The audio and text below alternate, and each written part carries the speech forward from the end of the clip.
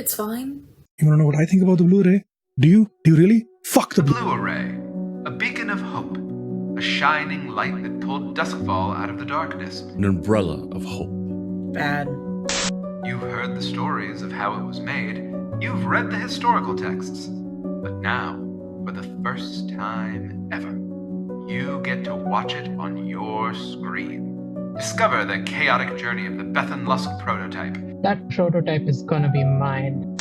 From the velvet-draped halls of the Red Sash Academy to the ghost-infested hedge mazes of Scurlock Manor, and finally to Lord Strangford's Leviathan hunting ship on the Void Sea. With the right financier, the Blu-ray could have been more useful and profitable. What led to the creation of this incredible piece of technology? An absolute phenomenon of an invention that will bolster us into advancements. Who were the masterminds behind it? How did they live their secret lives? I don't care much about the Blu-ray. They're gonna have to pay me till I'm at the top of all the food chains. So phenomenal. It's a lie. I have a very strong gut feeling that's bad. They cannot take our Pasion. God! Danny, what the fuck? We were promised a propaganda piece, not whatever the fuck this is. Keep watching to find out. Featuring Agent P as Lucia Léon, the eldest daughter of a fallen family who's trying to juggle work, family, and lovers, and is failing spectacularly at doing so. Assis as Sweety, aka Sukhpreet, a crime boss trying to get rich and get big. Steve as Salem, a blood moon witch stuck between their duty to their family and their loyalty to their coven. Urvy Fitz, Owen Strangford, the heir to the Strangford Leviathan fleet, and an absolute lovesick puppy. Dani Mendoza as your MC through this messy, dramatic world, with some incredible guest stars. Pantsless Tables presents Sombras del Azul, a Pasión de las Pasiones campaign set in the world of Blades 68. With 2 guest stars every session. Premieres July 10th, 9:30 p.m. IST, only on Pantsless Tables. Hey, everybody, and welcome to Sombras del Azul. I've got myself back here. No, that wasn't there. Hi, everybody. Tech stuff. Welcome to Pantsless Tables and the premiere of Sombras del Azul. Tonight, or today, depending on where you are, happy time zone. We bring you a massive crossover event combining the romantic melodrama of Pasión de las Pasiones by Brandon Léon Gambetta and Magpie Games with the gritty underworld of John Harper and Evil Hat's Blades in the Dark, and especially Blades 68. All projected into the retro-futuristic setting of Blades 68 by Tim Denis and Old Dog Games. This specific show within a show wouldn't be possible without brilliant independent designers. Our campaign structure comes directly from the Pasión de las Pasiones Duskvol playset by Somithri, Prince Hollyhock, and Klaus speaking. We did do a lot of homebrewing ourselves to create custom play moves for this custom play set that we created for this, inspired by what they did. We took a couple of things that they made there, and then we created our own for our own purposes here because we're doing something very, very specific. To truly capture the struggles of the city's working class, we draw heavily on the Duskvol Breathes expansion from Sam Dunewald. We also feature the Supernatural Terror playbooks alongside some custom Blades playbooks that are designed by Justin Ford. And it's worth noting that there is the expansion, the official first-party expansion, that has not formally released, but has been available for years now to Kickstarter backers and some other select folks. We are using playbooks from there and the Terror playbooks alongside the baseline one. What you're watching tonight is not just a run-of-the-mill Pasion game, which would already be lovely and wonderful. I highly recommend everybody pick up the book. It's an astonishingly elegantly written game engine that makes for very easy play-to-find-out, pick-up-and-play, highly fun, chaotic gameplay.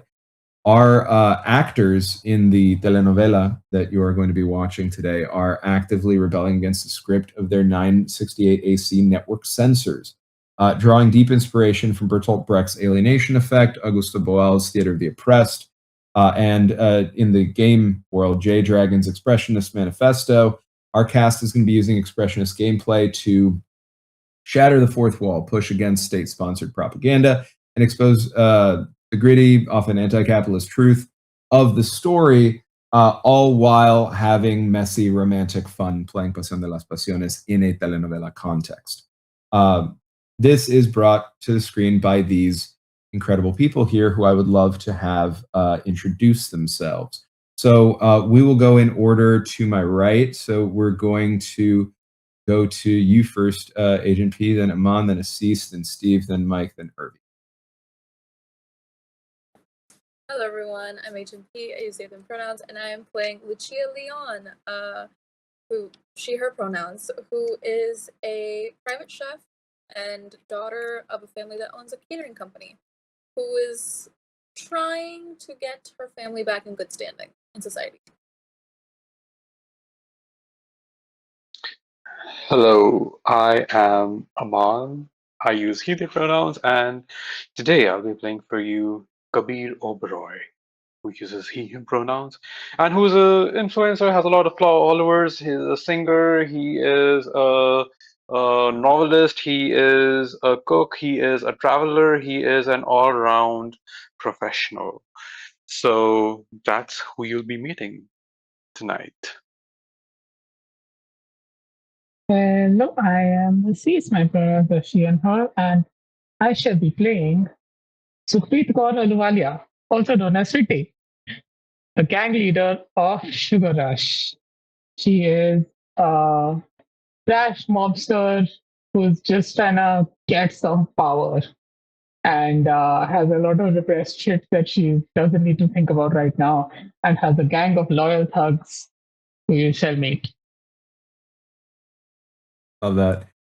Not me taking a hard MC move to make Sweety process their feelings out loud or anything. Steve. Hello, hi. I'm Steve, also known as Sassy Pants. I run Pantsless tables and other things. Wait, why am I doing my outro? No, my pronouns are he, him. I'm playing Sidney Sharma, also known as Salem, whose pronouns are they/any. They are here for a good time and also a long time because reasons. Sidney is a blood moon witch who does weird, funny shit, but also does funny, weird shit. Yeah, that's me. Love that. Hey, I am Mike. I use he, him pronouns, and I will be playing Spencer Ryan, who also uses he, him pronouns, professor of ethics in demonology at Chartwell University, and all-round, nature-loving, clean living, outdoorsy lifestyle type guy, probably barefoot most of the time, probably has a shit ton of supplements on his kitchen counter, that kind of nice guy. And Urvy. Oh, you're muted. No, I don't want to be muted. Hi, hello, howdy, my name is Urvy. My pronouns are they, them. I will be playing Owen Strangford for you, whatever time zone this is. His pronouns are he, him, and he is a clusterfuck. Sounds appropriate. And I am Danny Mendoza, he, him, and I am your DM, MC, guide, whatever you want to call me. I'm your daddy. I'm your daddy for this evening. That is okay. Yeah. Wow. Okay, we've only just started, Danny. Okay. That's the vibe of Pasión de las Pasiones, right? It is transgressive. It is at least romance coded, even if you don't want to dig into the romance. And there, I do want to just briefly mention we take safety seriously at this channel. We take safety seriously in this group of people. We did a lot of prep on that front. We have active safety tools, and everything is always opt-in, not opt-out. So even in a romance-heavy game like this, if at any point anybody doesn't want to dig into romance stuff, there's lots of other stuff that you can do. And romance does always need to be enthusiastically consented to. That's how we're playing it. I'm mostly saying that for the audience to know that that's what's happening, because we all already talked about that, and everybody here would always do that anyway.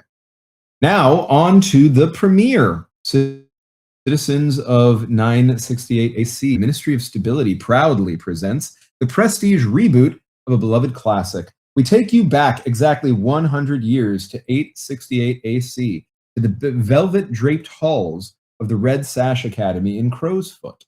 Headmistress Mylera Clev has turned the academy into an exhibition of the finest art pieces the city has to offer. But the art is merely a cover for simmering tension. The criminal underworld and high society are colliding at a secret auction. The prize? The Bethan-Lusk Prototype, an ancient Qatar artifact, maybe more than one, merged with terrifying, volatile, new weird science. So adjust the dials on your plasma vision sets, remember your daily dose of smile time, and get ready for the drama of Sombras del Azul. Background music kicks up, and you all are being brought into the narrative full force. Here, I'm going to, because this is the first episode, do a little bit more of extra housekeeping. Part of this is teaching all of you at home how to play Pasion, because you should. It's an amazing game. Part of it is some people here have never played Pasion before and need this information. Part of it is this is how you do it. When you start an actual campaign of Pasion, you make sure everybody knows the table setting stuff. So here it is. The year is 868 AC, a century before the neon-drenched dystopia of the Blue Array. In the smog-choked streets of Duskvol, a volatile, weird science artifact known as the Bethan-Lusk Prototype is about to change the world forever, and the criminal underworld and the high society elite are on a collision course to claim it. The drama begins at a secret auction held at the Red Sash Academy in Crow's Foot. And you all know this because this is a remake of a classic telenovela from the 800s. So everyone in your community, everyone in your society knows this story. You know that after the Red Sash Academy comes a plunge into the ghost-infested hedge mazes of Scurlock Manor, and a culmination aboard Lord Strangford's Leviathan hunting ship on the ink-black void sea. Amidst this deadly chase, a doomed high society wedding becomes the staging ground for a proto-militant labor revolution, supernatural horrors, and a weird science detonation that will alter the skies of Duskvol forever. See, Sombras del Azul is a high-budget, highly dramatized period piece telenovela produced and broadcast in the swinging 60s dystopia of 968 AC. The audience watching at home, which, so that everybody knows this on Twitch, is not just you, the audience. Everyone in the cast is the audience when they're not in a scene as well. And you're going to see what that means a little bit more as we play. The audience watching at home knows that the Bethan-Lusk Prototype eventually becomes the artificial sunlight of the Blue Array. The show is leaning heavily into that knowledge. And here we move into asking some role questions. We're going to do this at least this episode. We may do it at the top of each episode because it might change. I need to know among the six of you who is the biggest heartbreaker, the most roguish, the most manipulative, the most downtrodden, most powerful, or the most jealous. So, who do you think walking in here is the biggest heartbreaker?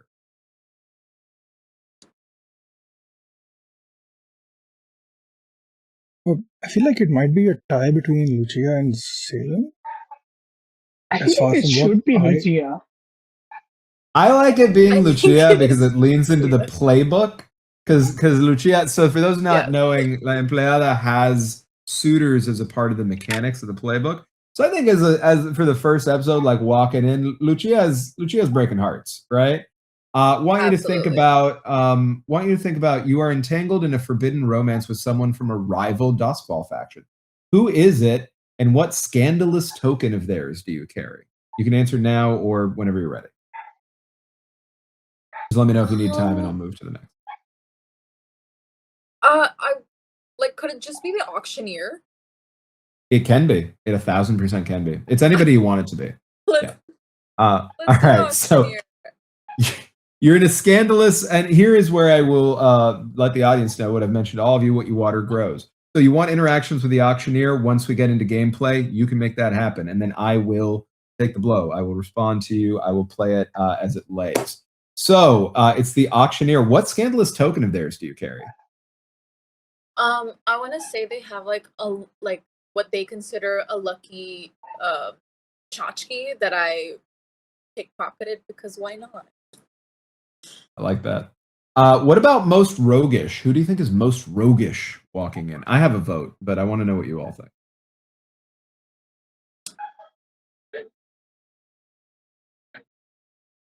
All right, so yeah, my vote is Sweety. I was saying my vote is fully Sweety. Yeah. All right, so Sweety, you stole something incredibly valuable from the Red Sash exhibition before the auction even began. What was it, and who is currently taking the blame? Did you put the prototype? Did you put the prototype like a swap it out like Indiana Jones style? Is there like a fake prototype up there, or is the prototype just gone? It's just gone. So we kind of missed all of that on stream. Oh no! The last thing. Steve died. Ah shit. We're back. It's okay. We're going to. Yeah. What was the last now thing? it isn't as sexy and fun anymore because we missed all the actual conversation about it. It's okay. We'll do it again. We are encouraged to push against the narrative. It's true. It's true. Yeah. So what you all missed, folks, because the censors intervened. Okay, that's how powerful it is. The censors intervened. So what you missed is that Sweety is the most roguish, and in so being, decided to push against the narrative and steal the Bethan-Lusk prototype. That's the thing they stole. Because I made the mistake of putting the question. I want you to know these are custom playset questions I wrote. This didn't come from anybody else. This was my fault fully. So yeah, you decide what did someone you gets steal? to see something before the auction even happens. So you just stole the prototype. Okay. Now, corollary question. Who's currently taking the blame for having stolen it? I mean... that's so interesting. I have two strong candidates here. I think Owen's a very good candidate. I was going to volunteer him, it's so silly. I was going to volunteer myself. I would feel like would I even know enough about Kabir to be putting Kabir in this situation? Is the question. The thing is, Kabir is a public, how should I put it? A public figure. That is true. Yeah. So it would create like a mess around the whole thing. Yeah. Yeah, but also Owen. I mean, I feel like if you did Owen, it could lead into the. I would be skipping down a couple of roles, but hit him to the most downtrodden. So that's I think let's go Kabir. Let's go Kabir. Yeah. Let's let Kabir have this. Go. I mean, hey, a lot of spotlight on the guest cast. I'll tell you what, the censors like that. Okay. So who's the most manipulative? Oh. I weirdly want it to be Mike's character. Yeah, I was thinking me. I was gonna say that. So, Mike, your character knows the true horrifying weird science potential of the Bethan-Lusk prototype. How do you plan to use it to secure your own legacy?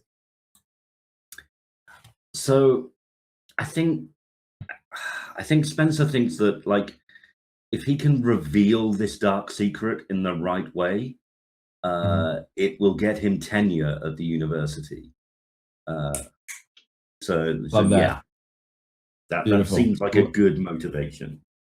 That's really perfect. What about the most downtrodden? You're constantly crushed by the gears of the Leviathan hunter elite. I mean, Steve. Steve. What? I was actually thinking you're the most downtrodden. It looks like. Steve, in what? It looks like it makes no sense, but okay, I'll take it. No. I mean, you don't have to do. No, you don't have to. Yeah. Push back. Yeah. I was thinking it would be. I'm sorry. How do you pronounce Urvy? How do you pronounce your character's name? Just so I have Owen. it down.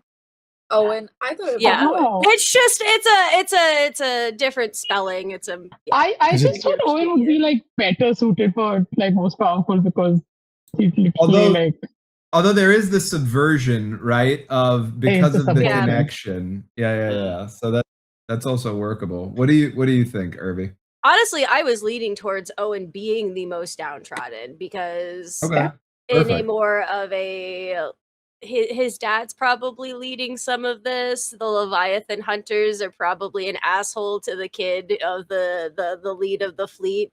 Who among them recently humiliated you in public, fueling your revolutionary fire? Probably the captain of like the ship fleet head. Out there embarrassing Owen because the boy don't know how to tie any sort of ship knots. His knots stay in bed. Oh no. We good at that one, but don't ask us to tie off a sailing ship or anything. That's wait, you mean like never mind. Yeah.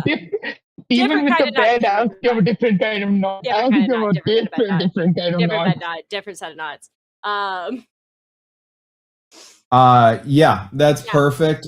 You are going to be able to do that and different set of knots. Sorry, it just hit my brain. You're fully able to do that, and you can introduce whoever you'd like as an NPC or see if they're there. So if you want that person who's messing with you a lot to be there at the auction, just like as an elite person, totally viable. What you water grows. What about most jealous? Me. All right, let's talk about it.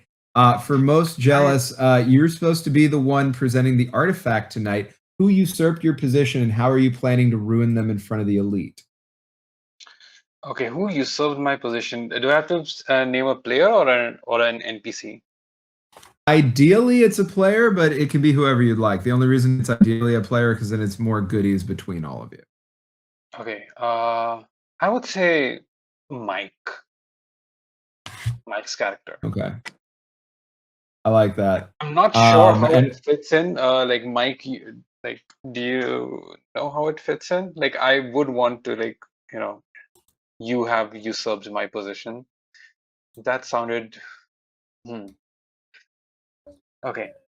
Where am I going with this? How are you planning to ruin them in front of the elite? Well, I have a kind of a metatextual card up my sleeve. I love it. That's perfect. We'll play to find out. And then Steve, your character is the most powerful because that's what's left. You hold a controlling stake in the impending Void Sea wedding. How are you leveraging the Union to expand your underworld or corporate empire? Okay, so part of Salem's backstory is that their family recently, a major chunk of their family recently died to a mysterious explosion on a boat. So I'm using all of the resources at my disposal to find out who did it, who had unauthorized access, who tried to sneak on board, was anyone caught, all of those things, were all the caterers accounted for, all of that shit. The vibe is that because of the family dying or whatever, a lot of that power and influence has come to me and my siblings. So I'm using that political capital, which includes blackmail material on a lot of politicians and stuff, to potentially find out what happened. And yeah, that is my focus right now. Like the wedding is just an excuse to bring all the suspects together. That's my goal. I love that. That is fantastic. And from there, we typically move into my thing over there. From there, we typically move into previously on. We're not going to, in this moment, do the full previous episodes. We're going to move toward a cold open. So we're going to move toward the previously ons on your sheet. Then we're going to come back after the cold open into previous episodes and bottom lines. Because this is a premiere, it is structured slightly differently. And so what I need you to do, for those who haven't played Pasion before, or who may not be aware off the top of your heads, on your playbook, you have a list of previously ons. I need each of you, as a part of an opening credit sequence for the show, to give me two things. One is I'm going to go around and you are going to say how you freeze frame. It's 2 seconds. We're going to do this super, super fast. It's just going to be a position, freeze frame to camera, what you're doing. After that, I'm going to do the recap previously on. Give me a couple sentences at most, like 10, 15 seconds of you saying what your character did, selecting one of those previously ons from your playbook that is going to indicate something that happened in the original version of the show. Doesn't matter what it is, doesn't matter why you're picking it, it's entirely up to you, and then we bounce off of it. So let's go in the order that I see you in. So Agent P, you're going to go first. So it's Lucia, Kabir, Sweety, Salem, Spencer, and Owen. And you're going to do your freeze frames first. Yeah, Lucia's freeze frame would be her like working in like a really fancy kitchen alone, probably sauteing like something, and it's like flipped. It's in the air, and it's the freeze frame happens there. And I think the last time on would be acquiring, like, she acquired a very beautiful, elegant outfit from a previous suitor that is not in the reboot. Much to the chagrin of viewers. I love that. That's fantastic. Kabir? Okay, my freeze frame would be like, just putting on a fancy ass suit, just like, cuts of him putting on like beige and brown suitings, velvet looking suits. That would be my freeze frame. And for my previously on, I revealed a new signature song for the show. I didn't reveal like this was the song, but I revealed like the writing of the song itself, the process of creating that song. Love that. That's a nice little behind the scenes vignette. That's perfect. Sweety. The freeze frame is Sweety leaning against a wall, have like kind of like her clothes a bit haywire, having like loosened her tie, like just smoking a cigarette while it rains. Beautiful. I love that. And previously on,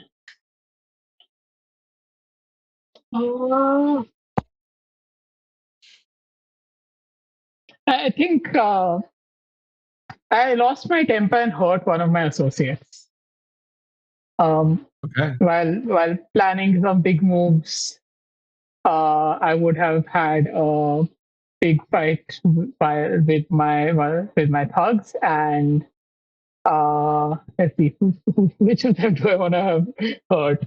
I have to pick the funniest one. I would have shouted down Steve and hurt his feelings. Steve the thug, not Steve the player. Wow. Copy that. I love that. Speaking of Steve the player, Salem. Okay, so my freeze frame is, you see an ocean, you see just hair, and you see someone step out of the ocean. But the ocean is not blue, the ocean is like red, wine-ish colored. And as they step out, it cuts as soon as they're in frame, the face is in frame, and they start to step out. And before anything below the neck is revealed, it freeze frames. That's the freeze frame, right? The previously on is Salem is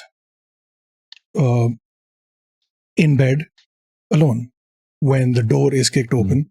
A bunch of cops rush in, and they are arrested under suspicion of murdering their family on the boat. That's your lineage was threatened. So they are arrested, they're put in prison, or like they are arrested at least, not imprisoned, because they are the ones who were like, hey, something's wrong, we need to leave. And then the boat blew up. So I love that. Yeah. Yeah, that's that. That's awesome. All right, Spencer. Okay, so my freeze frame and my previous yarn are going to tie in together. So the freeze frame will be Spencer lay on the floor with a thuggish looking character putting the boot into their stomach. And the previous yarn is so a secret that Spencer kind of doesn't like getting out there is that they borrowed money in order to kind of help them do all this research on the prototype.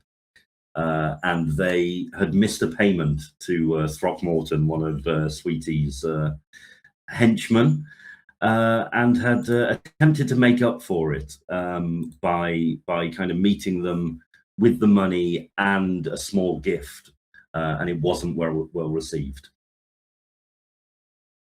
Copy that. And last but not least, Owen.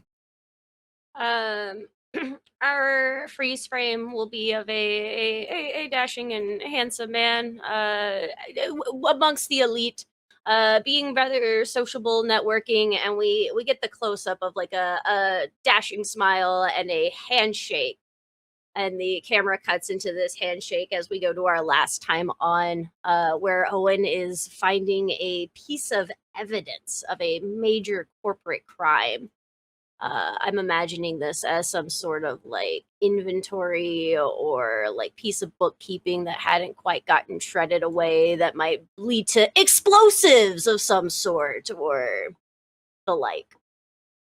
I love that. And with that, the episode opens in the Grand Exhibition Hall of the Red Sash Academy, which is a grand Akarosi mansion converted into a training school for the falling star, style of Eruvian swordplay. The exhibition hall features impossibly high ceilings, marbled floors, rows of masterworks hiding secret passages. Associated with the colors crimson, gold, silver, scents in the space are expensive alcohol, wood polish, and sharp ozone. You all are surrounded by red silks that mute the glowing electroplasmic lamps. The room smells as described and of simmering underworld tension. In the center of the room, resting on a velvet pedestal, is nothing, sweetie. There's nothing in the pedestal.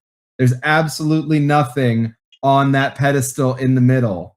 We're starting great, folks. All right.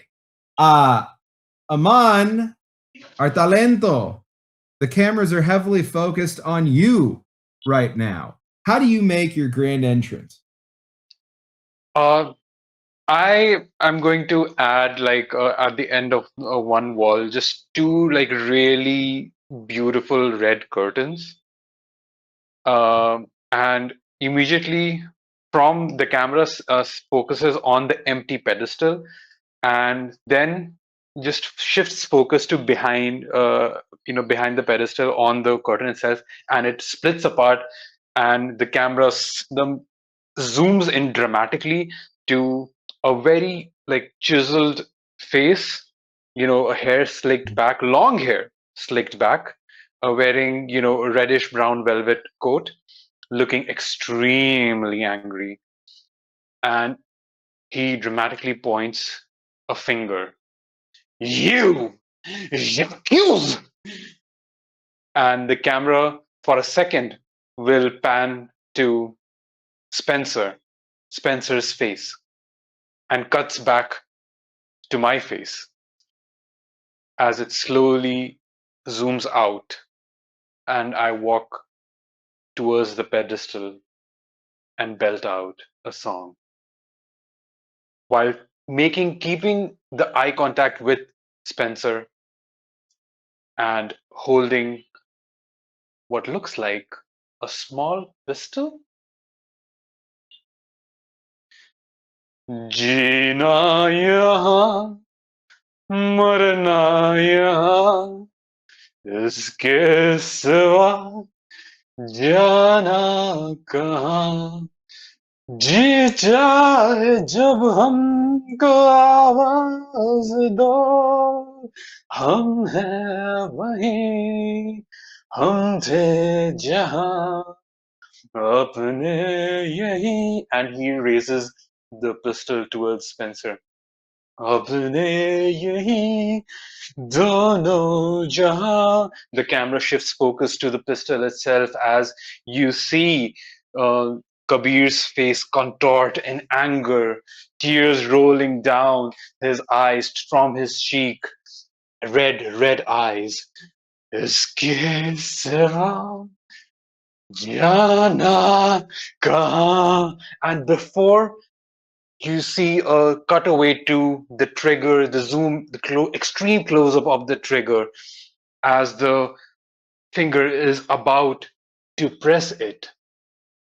And before he can pull it itself, immediately from outside of the stage itself, you see women, men, NBs, trans people just like rushing, just screaming like, "Oh my God, Kabir, that song was so amazing, amazing! Oh, can you sing? Can you please sign this tattoo? Please, can you please sign my chest hair?" And it immediately breaks the thing, breaks the immersion. And I would like to do this move called 6 million followers. All right, read out the move to us, please, so everybody understands what's happening. All right. My 6 million followers, you have a dedicated fan base in the show as well as in real life. You may bring a crowd of rowdy people to a location with a promise of a performance. When you perform this in front of a group, hold one extra spotlight. If you don't perform, the crowd gets unruly and turns on you. I'm also, performing a talent of mine, which is singing. So, I love that. GM, my dear GM, Yes. what do I do? Yes. Sorry. Let me have it open here so that I can read it. What page are you on? I'm on page 66. Thank you very much. Okay, I'm looking at it there, and this is 6 minutes. So you're performing in front of a group now, so you hold one extra spotlight. You don't actually have to roll anything for this, so you just take one spotlight for them being there, and you've taken the move they're in there. Anybody's able to react to that. I'm going to go ahead and say that I'm going to take a hard move on you now because this broke through the reality here. And I am going to say that you're cornered, so you're going to take the condition cornered, so you're able to mark that. It's a +1 to act desperately and a -2 to demand what you deserve in your case. So that is one condition for you. And I would say that if you want to engage further with your 6 million followers in this moment, performing, it is possible for you to use fans and celebrity. You're also able to potentially get more spotlight that way on top of the one that you have. And with all of them there, you automatically get a +1 to your spotlight. There's a bit more with this particular playbook, which is from the Tormentas playbook, so that the audience knows and the rest of the cast knows. There's a bit more in the way of fiddly bits to it. There's extra audience frustration tracks, spotlights, etc. So that's what we're showing off here. So yeah, if you plan to perform for them, it would be fans and celebrity after that. Can I spend my spotlight? Yeah, if you have something you want to spend your one spotlight on so far, you absolutely can. Immediately, yeah, I do have something that I want to do. So immediately, as I kind of said that, okay, I'm going to be performing a song in this episode, I did not expect my fans to fucking show up in the, on the set itself. I don't know how they broke the security. I need to get better security. I need to get a better security firm for this so that they don't rush me onto the studio itself. I can sign their tattoos, their skin whenever, privately, publicly, wherever, but, not like this, ask for consent first. So I'd be like, oh, fuck, I did not want to be here in this situation. And all of you see like a breaking immersion. You see like a concerned face, but also like, I need to get the fuck out of here from these rabid fans. I'm going to spend one spotlight and I'm going to perform a feat of incredible daring unscathed. So I'm assuming on the set, is there a window? Yeah, there absolutely can be. Here's the great thing: we play to find out, and it's shared Mhm. narrative control. So you So want there to since be a we're- window? There's a window. Like a big French window with how do I put it? With beadings and everything. Like it looks like really nice and royal. And behind it, there's like a poster of the city, or of trees, or the nighttime, whatever it can be. I think it would be the nighttime forest. I think looks nice with a bit of light of the city in the distance. I'm going to spend one spotlight. I'm going to rush through the crowd by stepping onto the dais or the platform where the missing thing was, and I'm going to jump over the fans. I'm going to somersault over the fans, and I'm immediately booking it towards the window itself. You see it, the show sees it in kind of a, okay, the camera, which is steady, it's now handheld immediately. And it's like from behind the scenes, black and white footage, you're kind of seeing like this, the superstar in a way who was hired for a couple of episodes, just run through, and immediately I jump through the window, breaking through the window, breaking through the poster, punching a hole in the poster as my body breaks through it, and the fans follow as well as I make my exit, as I run through, just screaming like "fuck off!" as my fans also like follow through, like "Kabir, no, come back, we're coming," and they just follow through with the window, through the torn poster, and you see two PAs come rushing on stage wearing all black clothing and wearing those microphones, on their face, and immediately just putting up, plants after plants, like tall bamboo plants, just to cover the whole broken window situation so that it's not visible on camera. As that takes place, the screen goes and we'll be back soon sign comes up. As I take a custom playset move I wrote for this, I called an MC censor move called Cut to Commercial. When players attempt a scene of subversion, violently interrupt the narrative, announce a hard cut to a jarringly cheerful commercial. When the show returns, time is skipped, characters are separated, and the moment is permanently lost. So, with that exit, we cut to, is your mind wandering on the assembly line? Ask your sector supervisor about our new mandated model worker regimen. Featuring a proprietary blend of Smile Time and Go-Go pills, just one dose will have you back on the factory floor with a clear head and a happy heart. Remember, citizen, a busy mind is a broken machine. Zentera Farm, the prescription for a better you. And we come back into the show reset without our guest star for today. And I'm going to take us back in the process to what we skipped, which is going to be that we need to go over a couple more questions, and then you all are going to be able to introduce yourselves fully. Those questions, if you go to what I sent you, are going to be available in front of you, and they're referred to as bottom lines.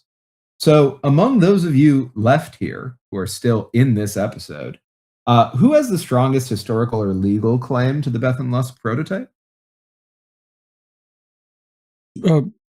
I do. My family literally built the first version of the prototype. All right. Done and done. What's the reputation of the proto-militant revolutionaries among the elites in this moment? Sorry, what? I didn't catch that. Any of that. Sorry, what is the reputation of the proto-military elites in this moment? We hate them. The proto-militant revolutionaries among the elites. Oh. Probably not great. You can give as much. You can give as much or as little as you'd like there. There can be elites that are in favor of it. They're looking to co-opt it. It's whatever you want it to be. Or they just don't like it. I'm in which also favor. works. Owen is in favor, but we're not saying that out loud. That's the quiet part. Yeah, same Copy with Salem. that. Salem is going to say it out loud. She doesn't care. I love that. Who's been secretly meeting with the supernatural horrors of Six Towers?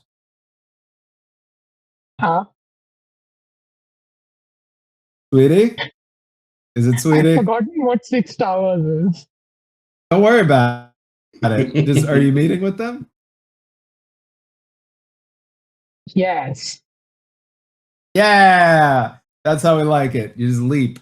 All right, and then finally, what dark, weird science secret is Lord Strangford hiding in the lower hold of his ship?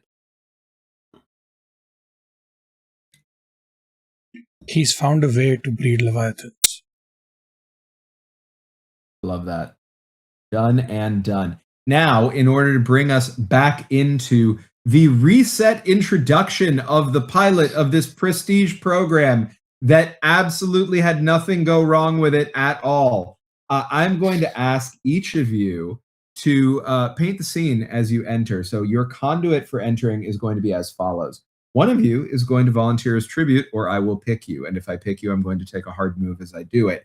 And there you go, Agent P, it'll be you. So please paint the scene, identify something about the scene that is drawing you in, describe yourself, make a move if you'd like, and then tell me who you notice next. That person will do the same thing. Paint the scene, describe themselves, notice the next person. On and on till everybody's in the scene, and then we just play. It's just you. I'm here to be a rail you can road, a road you can rail, whatever it is. All right, Agent P. Okay, Danny. Okay. Daddy That's Mendoza, Daddy Mendoza. Hashtag Daddy Mendoza. Get it trending. Thank you. All right, so with that having been said metatextually, Lucia, what's going on with you? I think the camera would just be like, I think it would like pan over like workers that are just like taking stuff out, putting trays in, making sure the placards are like where they're supposed to be at the tables, making sure food is set up properly, making sure the silverware and everything is set out, while like someone in the background, like their voice is like barking orders, and that barking becomes clearer and clearer as you see Lucia, who currently is in her uniform, which is like a button-up shirt that's like tucked into brown slacks and a brown vest, like a dark brown vest that matches her pants like over the shirt. Her sleeves are rolled up, and she took, I'm gonna say, a chopstick to like put her hair up. And you can tell that it's something that she got off of like one of the utensil carts, because these are also on the tables. I think as like everything is going out and her employees are like fanning out, the first person that she notices would be Sweety.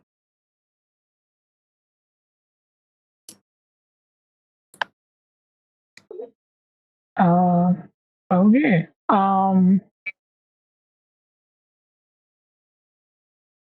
Sweety is casually walking in, like to,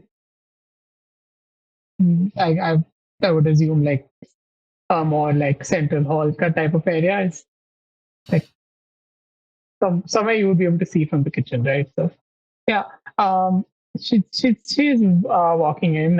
Sweety is she looks mostly like you would expect a underworld crime boss to look, which means she could look like anything actually. Why did I say that? Okay, start over. Sweety is a very butch-looking Punjabi woman. Think Punjabi Ruby Rose. Like her hair is like kind of like very short and slightly like slicked back, like a very specific episode of Batwoman. Ruby Rose had this hair in one episode of the Batwoman series, and it looks like that.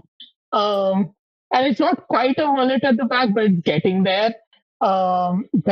She has like darkish brown skin.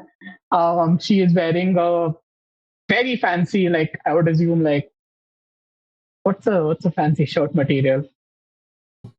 Like a button down, like a white button down. Silk, Velvet? yes, silk's the one, not satin. Silk is good. Like a silk, like just white button down, sleeves are rolled up. She has a dark blue tie, like on it, and matching like trousers, which her hands are very squarely in the pockets of. And yeah, she's kind of just walking around, assessing the situation. Would Sweety's hugs have been allowed on this scene with her? Yeah. I mean, I don't see why not. It's really up to you more than me. This is an exclusive space, but Sweety brought them. Yeah, I mean, she's not going to let that stop her. So she has two of her thugs with her. I will say Throckmorton and Belladonna. Copy that. Love that. And who does Sweety notice next? Well, Throckmorton points out to Sweety that Spencer is standing right nearby. Mm-hmm. And I immediately just change trajectory and start walking towards it. Yeah, less standing right nearby and dramatically walking near to you. As Spencer, I mean, Lucia would have noticed. Spencer walked past them through the kitchen, having been out in the back alley previously, running a little late. Walks in barefoot, wearing harem pants, a kimono style cardigan, no top underneath that, just an open cardigan, kimono style, salt and pepper, long hair in a top knot. Basically, everything about this guy screamed cultural appropriation. Like, yeah, and kind of makes a beeline towards Sweety kind of straight away, focused on them, and in doing so doesn't notice as they barge into the shoulder of Owen, kind of spinning them around as they walk meaningfully towards Sweety. Watch it! Ugh. Owen is a roughly 6'2". Yeah, we got a tall boy. Man, dressed well. He is of Duskvol's elite. Wears a suit at any given moment. If we're not doing a full like jacket top, we're in private at that point. He would have been there chit-chatting, probably with a few other like entrepreneurs in the area. And so as he is bumped into, just gives Spencer the absolute just look over. Put on a shirt, man. Now here I do have a question. It doesn't have to be. Is that a move? Because it can be. It can be. Demand what you deserve or strike out with voice and violence. I feel like there's a possibility there if you want it. You know what? Let's go ahead and strike out with voice or violence on this one. All right. We're teaching as we go. So yes, strike out with voice or violence. When you strike out at someone with voice or violence, roll with the questions. Now here we get to say what rolling with questions is. Let's start actually, because it always applies. What is your playbook question? What is the question on your playbook that you always ask whenever you make it? Are you pursuing your business goals? Are you? I could do this very indirectly, but in the moment, absolutely not. This is not business oriented in any way, shape, or form. This man is just bumped into. No, false. It is business oriented. I established that I was talking to business cohorts, and this man has interrupted my business negotiations and conversations with fellow entrepreneurs. So yes. So take a plus one. Cool. Yeah, take a +1 for that. Now here are the other questions. Have you caught them off guard? No, he caught me off guard. All right, perfect. So no +1 for that. Have they just wronged you? Yes. Great. So it's going to be +2 overall. So it's going to be 2d6 +2. On a hit, your strike lands and you each mark a condition. On a 10+, you may also take something from them, or you can avoid taking a condition.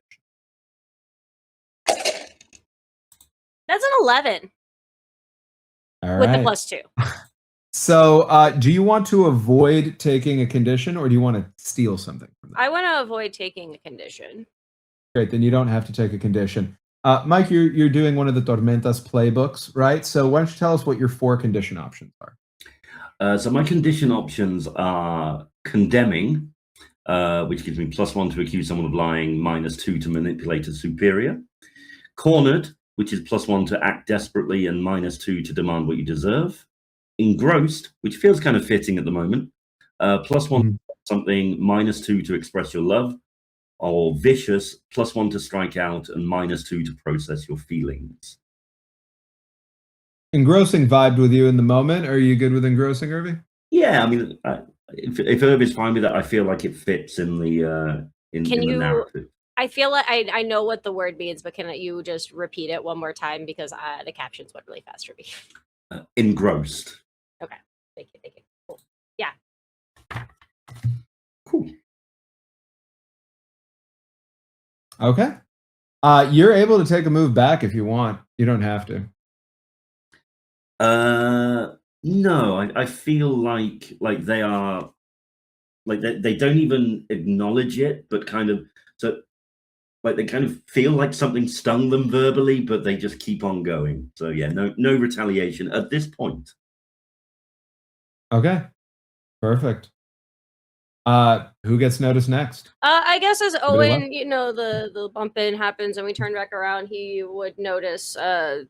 I think that's who's left. Yeah, I think so. Salem? Salem is reading something on a piece of paper, looks around at the commotion, quickly crumples it up, tries to put it in a pocket, realizes that they are wearing the most sheer, shiny, silk white, glittery gown that does not have pockets, and just leans back and kind of like just tries to stuff it in like the side of the gown, the paper. And Salem is this tall, like 6'5" tall person, has long hair that goes down to like the lower back. It is flowy and bouncy, and the hair is like dyed multiple different colors. It starts out as black from the roots and slowly changes color to reds, to purple, to some elements of yellow and blonde and green at the ends, and kind of looks like they've got smoky eyes, and the eyeshadow kind of matches the colors of their hair, and because like the gown is also kind of sleeveless, so that you can see the muscles on their arms, just biceps for, well, not days, but I guess minutes or hours, I guess, and is just not focused on what's going on, just mostly just making sure that nobody sees them put away the piece of paper. That's, yeah. Okay. I am going to take a. Well, you know what? Before I do that, I'm just going to ask all of you. You're now in the scene. What do you do? Do we know that the prototype was stolen? It's fully gone. There's an empty. What you definitely know. I mean, one of you knows. One of you, right, sweetie? One of you knows. But everybody else does see what is clearly a spot where it should go with nothing in it. I think Sweety anyway has like business to deal with right now, so she's actually fully just containing. She approaches Spencer now. Mm-hmm. Yep, that's where Spencer was heading. So this works. Yeah. And yeah, if nobody else wants to, I am going to attempt to strike out with voice or violence, said Sweety. I'm gonna okay, and it will be with voice. I will add. Spencer is not a violent man. Because yeah, I would like to walk up to Sweety and violent to the senses, maybe. Like to vision, definitely violent. Violence is Sweety's love language. All right, so what is your playbook question, Mike? So my playbook question is, are you following the rules? And I would say definitely not at the moment. Okay, so no +1 there. Have you caught them off guard? I would have hoped to, but it doesn't seem so, as they intercepted me quite quickly. But they have definitely wronged me. Okay, so that is 2d6 +1. Okay. That is 8. Okay, so you each mark a condition. So it's going to be your second condition here. Play it out, and then we'll decide which conditions. Wonderful. So yeah, Spencer just kind of gets up in your face, invades your personal space. Probably doesn't realize he's doing so, and it's just like, what the fuck? Like, you send your thugs on me? Like, that's shady as shit. One day late. Look, I paid up. I even gave a first edition copy of the Transactional Soul, Reciprocity and the Bound Immortal as a sweetener. Yeah, I put in my coffee. It didn't help. Honestly, how you mobsters ever conduct business is beyond me.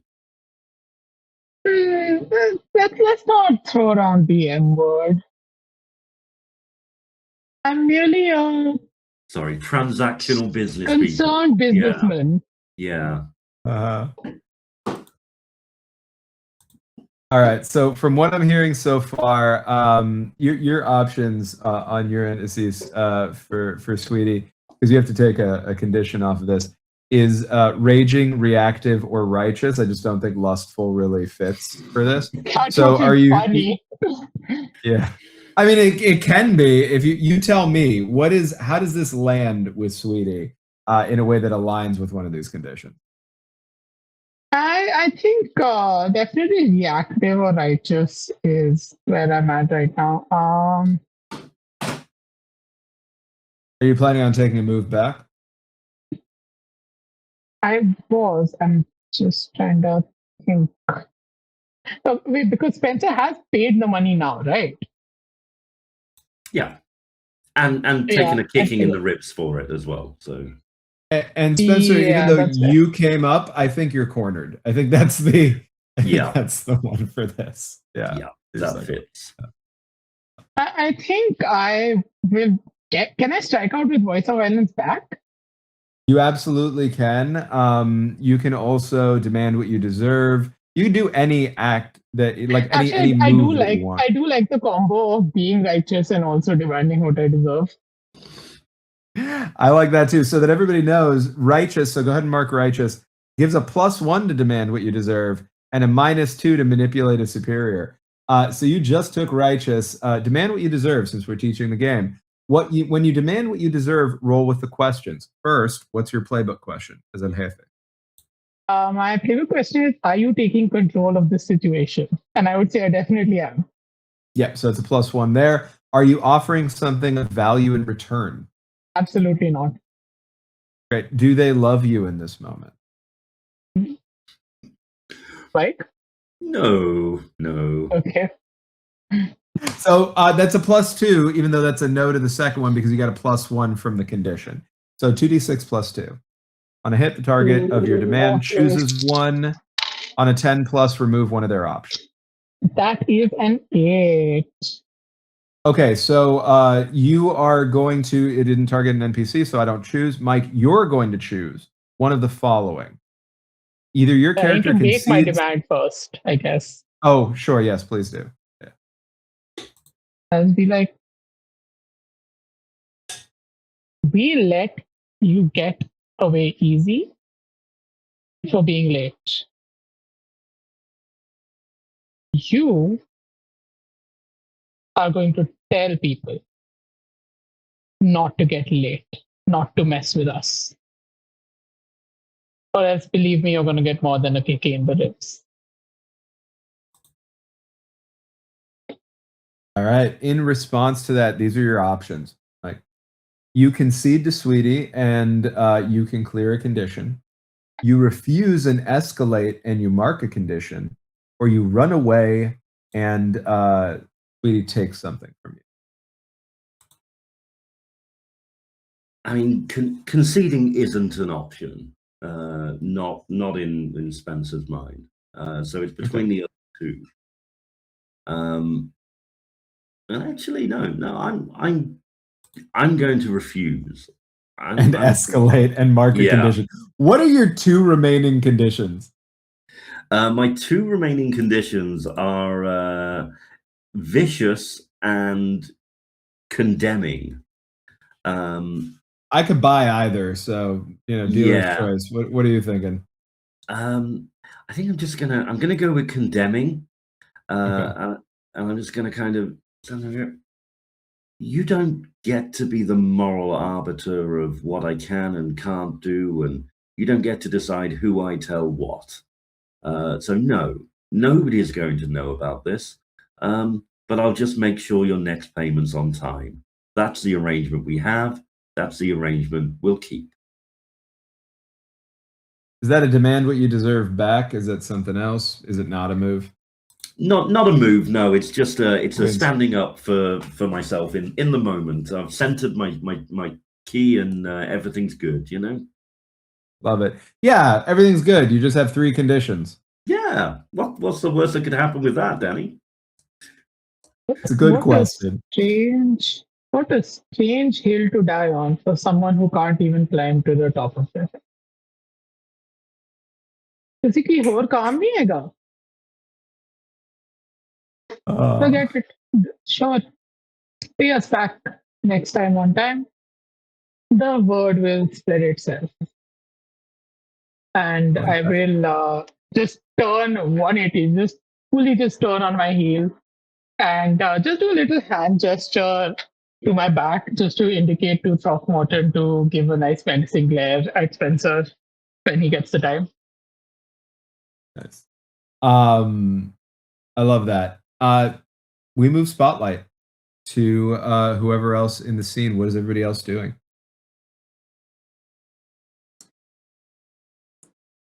I have a question. Out of the 2 suitors that Lucia has, one is supposed to be considered the love, and this can change as and when. Who would be Lucia's love? Because if Sweety doesn't really give Lucia the time of day, then I mean, some people are into that, right? So it's up to you. Really, ultimately, it is whoever you'd like. The recommendation in the game is to typically pick PCs over NPCs because it makes some of the dynamics better. But you can, I have run this before where it connects to NPCs. But among the people here, and especially since it is changeable, my question is really, where is Lucia's heart in this moment today? Looking around this room, when you see the people around you, what makes your heart flutter? I think Salem would make Lucia's heart flutter, especially with what she's wearing today, with what they're wearing today.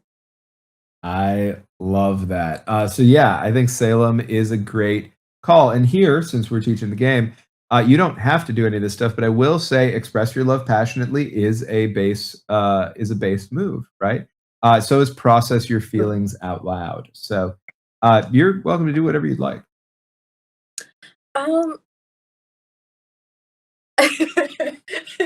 I think Lucia's gonna go up in a when she does get a moment, like everything is kind of set out, and like workers or like employees are standing by, kind of go up to Salem and try and pull her away from the crowd so they can have a private moment to chat.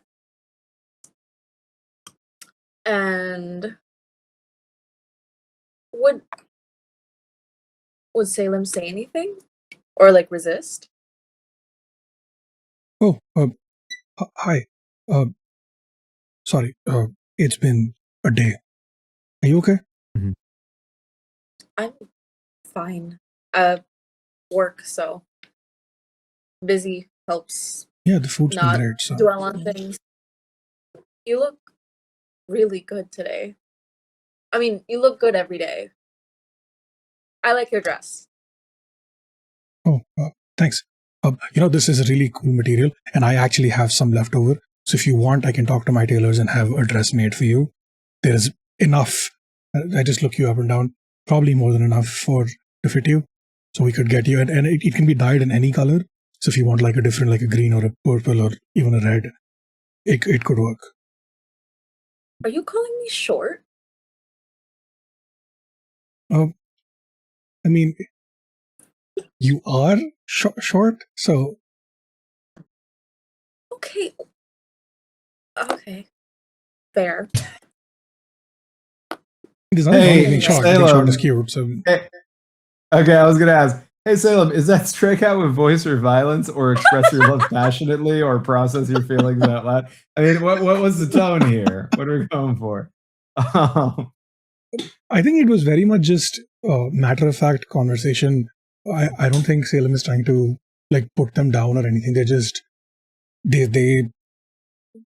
Lucia was like, "Hey, this is a nice dress." Salem's like, "Hey, I can have one made for you as well," kind of thing. So it's not an attack. It's just, I can help. Yeah. I like the suggestion, Urvy, of spot something out of place. Also viable.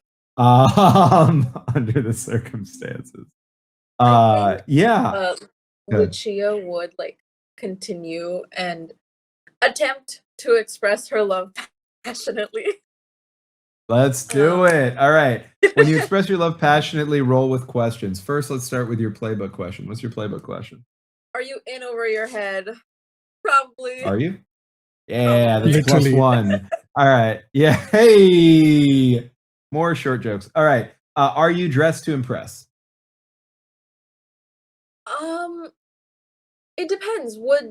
This is like business casual clothes. It's not like super elegant or anything. I don't know if that would impress Salem. I mean, it's Lucia. Everything will impress Salem. So. Also, with Lucia, it's Lucia, so everything will impress Salem. But also, there is the question of, did Lucia intend to impress? Oh, I don't think so then. Okay, copy that. And then, do they believe that you are single? I think so. As far as Salem knows, Lucia's like single.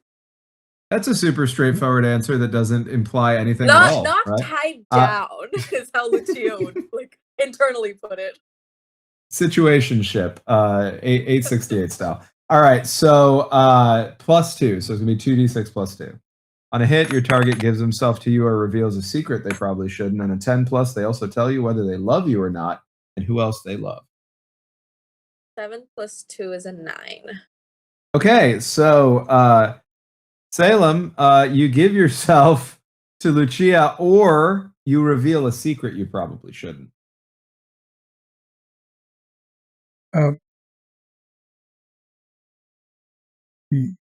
I think it's going to be the former because Salem doesn't really have a secret per se that they can reveal in the moment.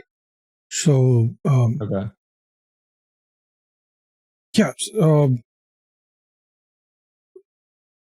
just looks around, make sure there's nobody looking, watching, whatever. Are we fade to black? I don't know. I think if it's we fully think of yeah. if let's see. Go ahead. if it starts, it'd be Lucia being like, Salem, no, and then dragging Salem to like a closet, shutting the door, and it's like, okay, now, and then it fades to black. All right. Love that. And Owen, what are you doing in the space? Honestly, vibing. No, this is his scene. This is what he's grown up to deal with as the elite. So has been having conversation, just casual conversations. I think at some point he would probably end up excusing himself and like casually walking by Sweety to give you a glance of like, where the fuck you are quote unquote criminal connection, and he's aware of this prototype being gone, knows this is what the auction's supposed about, doesn't say anything, but will give you this like glance. You get a very dramatic shrug back. And I think that's all the information he needs in that moment. But yeah, just I like that. Mylera Clev, the Dangerous High Society headmistress of the Red Sash Academy and the auctioneer for this evening, steps up to the podium and says,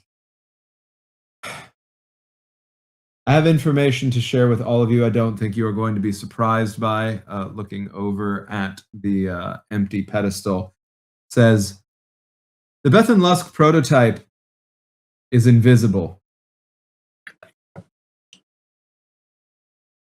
Bidding begins now. Oh and my God. Now the auction begins. What a farce. Yeah. Would anybody like to bid? Do anything during the bidding? Observe the bidding? I think Salem is a little What do you occupied. do? While the two of you are, you know, a curtain blowing in the wind. Yes. Could I give the what's that? auctioneer a name? Yeah. Well, so I actually in the moment Mylera is the auctioneer. So she just went up there. Mylera Clev, who's the headmistress of the Red Sash Academy, is I had already been established actually as the secret auctioneer. When you decided to make the auctioneer the person there, it turned into Mylera. So the person who has just said that the prototype is invisible and opened up the auction on it, is there and is the person who you're thinking. Can I accuse her of lying? Can you what? I'm sorry? Can I accuse her of lying? Like, I just want to like shout out, like, 1,000,000% you absolutely this fast? Yes. So when you accuse someone of lying to their face, roll with the questions. Again, your question is, are you taking control of the situation? I believe that's a yes, right? Sure. Right. +1. Do you have an audience? You do. Definitely. That's +2. Do you have evidence? You do. I mean, you have the stolen prototype. You have the actual I'm not prototype. show that. It didn't ask that. It asked, do you have evidence? That's a later decision. You do have it. It's your call. I feel like it shouldn't count if it's evidence that I'm never gonna show. Okay, I mean, if you want, I'll make it just a +2 instead of a +3 I think it should be just a +2. That's fine. So 2d6 +2. Oh, that's bad. That is a 3 + 2, 5. Great. Guess what's going to happen now, everybody? So that is our first failure. With that failure, I'm going to take a hard move. I have so many options, everybody. Just swimming in Yeah, Daddy options here. Mendoza. Yeah, take that hard move. Make that hard move, Daddy. That is what's going to happen here. And what's going to happen is I'm going to take another custom move that I wrote, an MC Censor move, to dub over your voice. So I'm immediately cutting off your description and telling you that the audio stutters, the character's mouth movements no longer match, and a different voice actor recites a state-approved compliant line praising the elites. So what's going to happen is, as you are trying to get this accusation out, while this is broadcast on a delay, the censors cut in, and instead of what you said, you hear, "Yes, I am ready to bid 1,000 pieces for this. I have never seen such an incredible thing in my entire life. It is amazing to see here what an incredible innovation the Bethan-Lusk Prototype is. Invisibility, what a great innovation in security."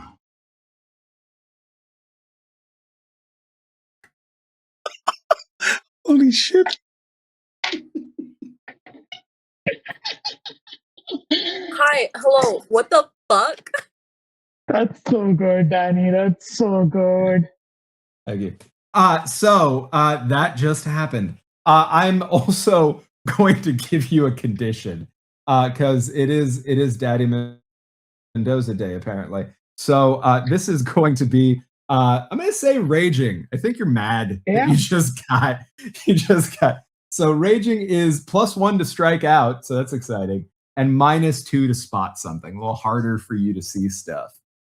Yeah, floor is yours. The bidding's at 1,000 pieces right now. Pieces of what? It's a good question. 1,000 pieces. What do y'all do? So, are we here like Salem and Lucia? Are we there or are we still occupied? I mean, you're in earshot. You can hear all this stuff. You are just currently the physical manifestation of curtains blowing in the wind. So you tell me. Could be a what was that? Yeah, you could look over in like a loving embrace, see, having heard what all that was. Do you want to go check or do you?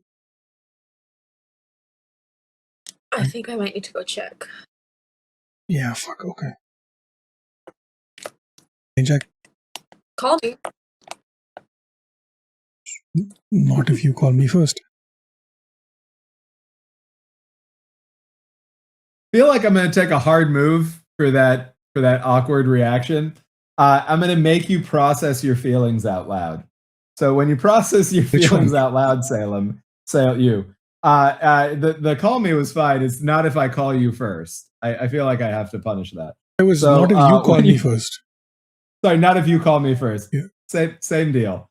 Not better. Actually worse. So when you process feelings out loud, Salem, ask each member of the audience, which are the fine people in front of you here. Not our Twitch chat, although our Twitch chat, if you want to weigh in, you're welcome to. I will count that. But the other players at the table is what audience means in this situation.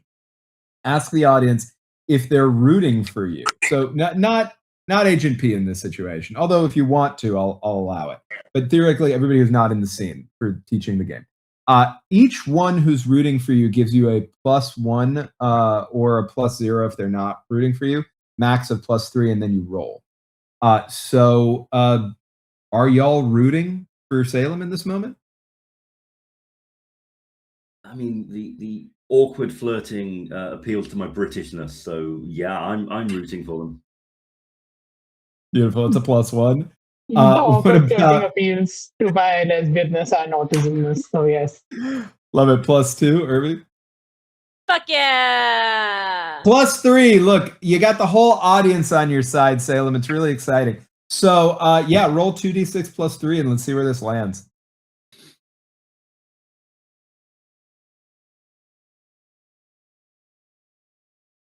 I got an 11.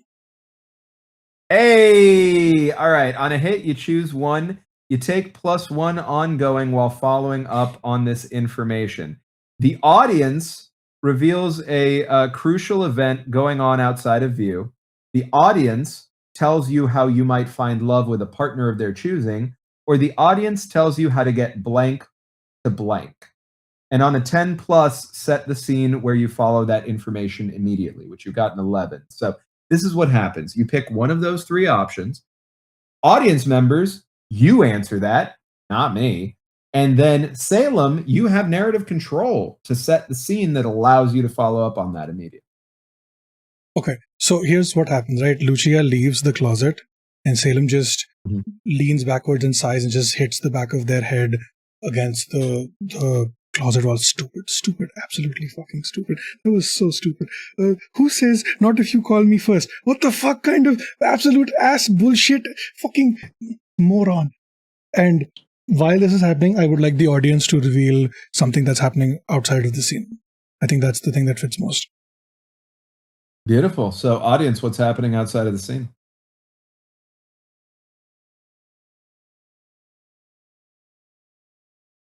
I mean, I'm assuming aside from our next interactions, this is something. Literally, it can be anything you want it to be. This is fully in your narrative control. You can invent anything at all. You can introduce anything at all. It could be relevant to this. It could be entirely unrelated. It's up to you. I have a thought. I have horrible thoughts, so somebody say something nice first. I want horrible thoughts. Into this if nobody says anything. I'm just saying, I think the funniest thing to happen now is for Lucia to run into Sweety. That worked. Full bump into Sweety. So that is what happens. With that in mind, Salem, the narrative control is yours. You're able to set the scene where you follow that information immediately. What are you going to do? Wait, so are we going with the establishment that Lucia and Sweety, like Sweety is one of Lucia's suitors, or one of the two? Are we sticking with that, or what is the vibe? That's up to Lucia, but I think that is the idea. Just making sure so I can decide accordingly. Lucia isn't one of Sweety's suitors. Sweety is The one other of way, Lucia's suitors. yeah. Exactly. Yeah. Okay, so Salem is just going to take a deep breath, magically produce one of those fans from where you don't know. This, we've already established the ground does not have pockets, but it is somewhere. Just fan themselves. Look around, make sure there's nobody else here. Leave the closet and walk. Where would this interaction be happening? Is this like during the auction? Like, it's literally there, right? The auction. The auction is fully in swing. It's happening all around you. Actually, Sweety just bid on the invisible Bethan-Lusk prototype, a pretty substantial bid, and talked at length about how impressive it was. We all heard it. And so now Sweety, in the wake of that, has run into Lucia, and you, having just smooched in the closet, are able to run into that situation and do with it what you will, while the auctioneer, who is also catching a little bit of Lucia's attention, continues to try to get people to bid. They want people to bid. The bidding is still supposed to be going on. Yes. Okay, so I'm just gonna walk in, notice that the prototype is still missing, and they're calling it invisible, which makes no fucking sense because I've seen it. And then get distracted by Lucia and Sweety, and just watch whatever this interaction is.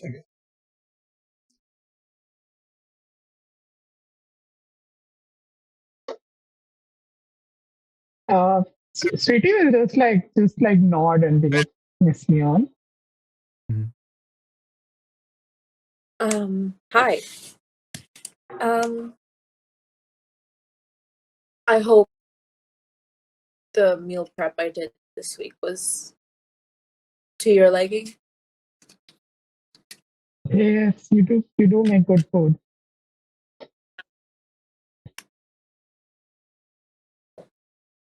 It's not the only thing I'm good at, but you're not really giving me any chances here. What else are you good at? Are you going to be bidding on the prototype? I just bid on the prototype. The invisible prototype. I mean, you know that my family doesn't have that kind of money anymore. But it's good for you that you that you bid on the prototype. What do you know about this prototype? Is there anything you can tell me that you know? And Lucia is trying to manipulate a superior into giving her some information. Yeah. I love that. So when you manipulate a social superior, tell them what you want them to do and roll with the questions. So are you in over your head? Absolutely. Yeah, so it's a +1. Have you caught them in a good mood? No. Not a +1 there. Does your well-being directly affect theirs? Kind of. I make food for You're them. muted. Oh, there we go. Yeah, that's true. Okay, so that is a +2. So 2d6 + 2, please.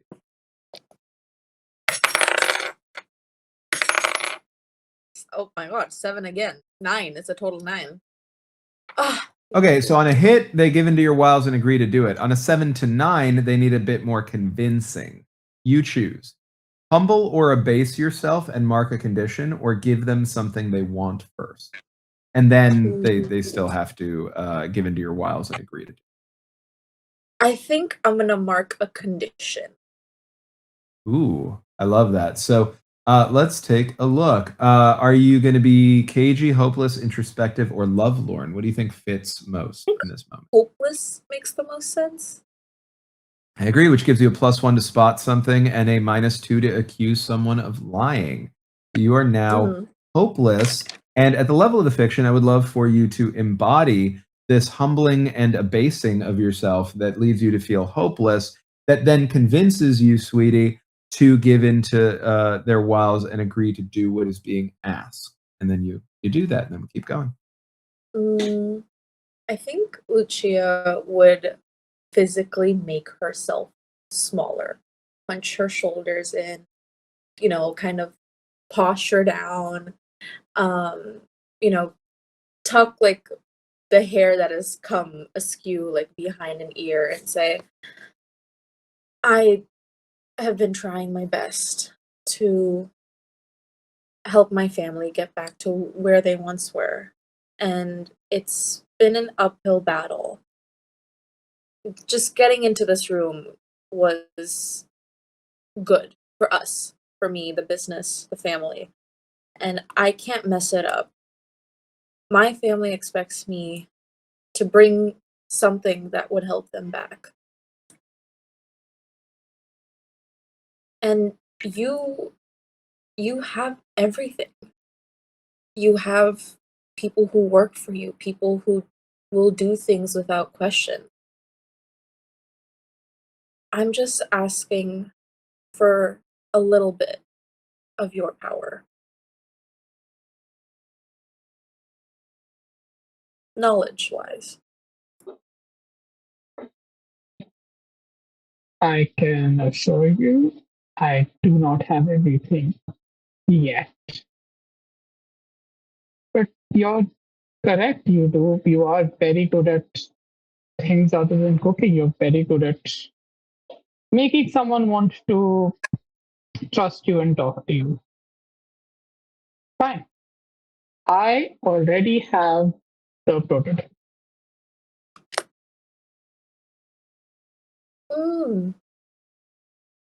Okay. What? But they're saying it's invisible.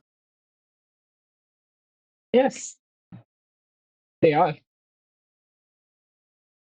And you believe that. Hey. Oh. No, go ahead. If you want to do something, I was going to call a move. I have one last thing that I think would be fun. Yeah. I'm going to get censored again. I think this would just be like Lucia like this is not move related. I think this is what Lucia would do. They would she would reach into her like inner pocket in like the pocket on her vest and bring out like I think I'm gonna make it a brooch of that belongs to the auctioneer. Love that. And place it in like kind of like sneakily give it to Sweety and tell her this belongs to the person claiming that the prototype is invisible. I think it would be really fun if you gave this back to her, because she considers it her lucky charm, and she really doesn't do anything for me anymore. Interesting. And I know you said that's not a move, so I'm not going to impose that on there, but it does feel movie. I will say that the auctioneer does notice this, actually, since nobody's really bidding right now, and has been looking around. Mylera Clev does see you all talking. Does notice the brooch being handed over that she gave to you before, and calls out across the room to you, Sweety. Haven't you done enough to be disruptive today?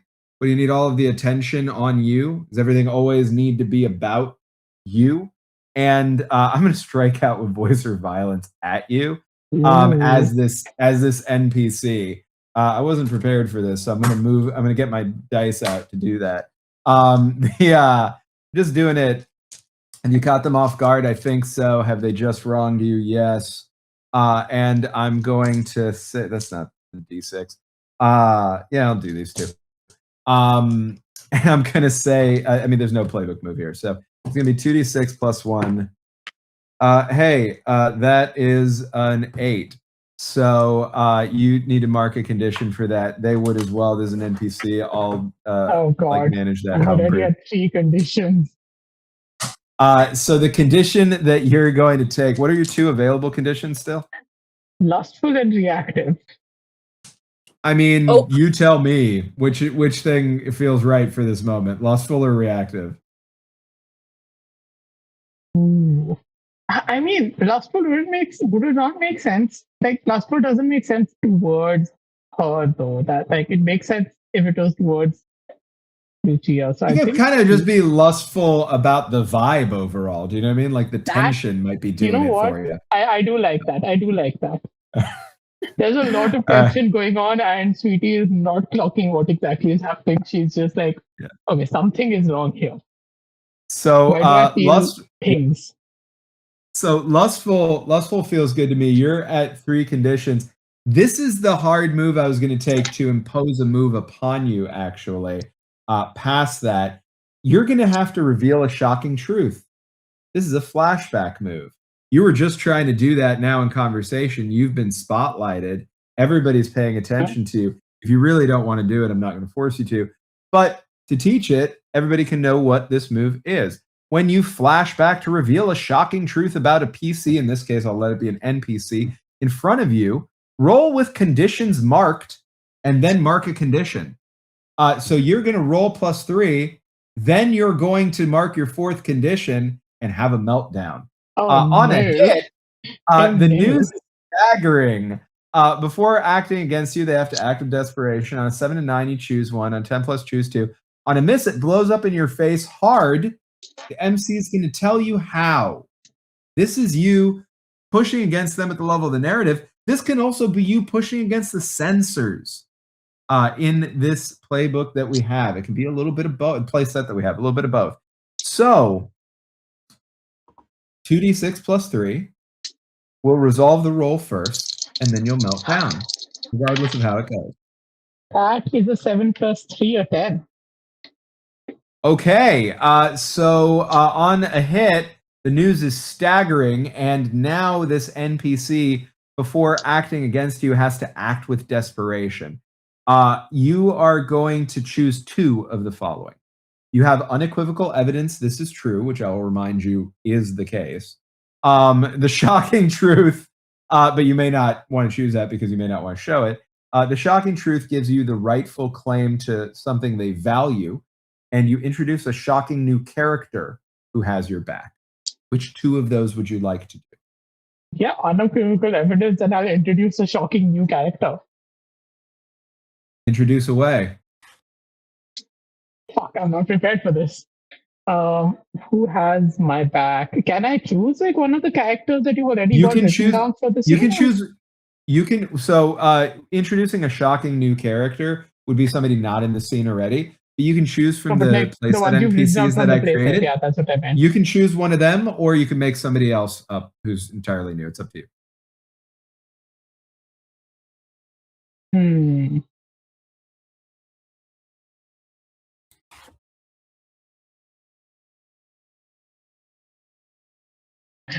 You know what? I'm gonna take something Michael said earlier and get Salem's X to appear. Okay, which Salem's X in general, or is Salem's X somebody specific on the list? Salem had somebody specific, right, Steve? Did I?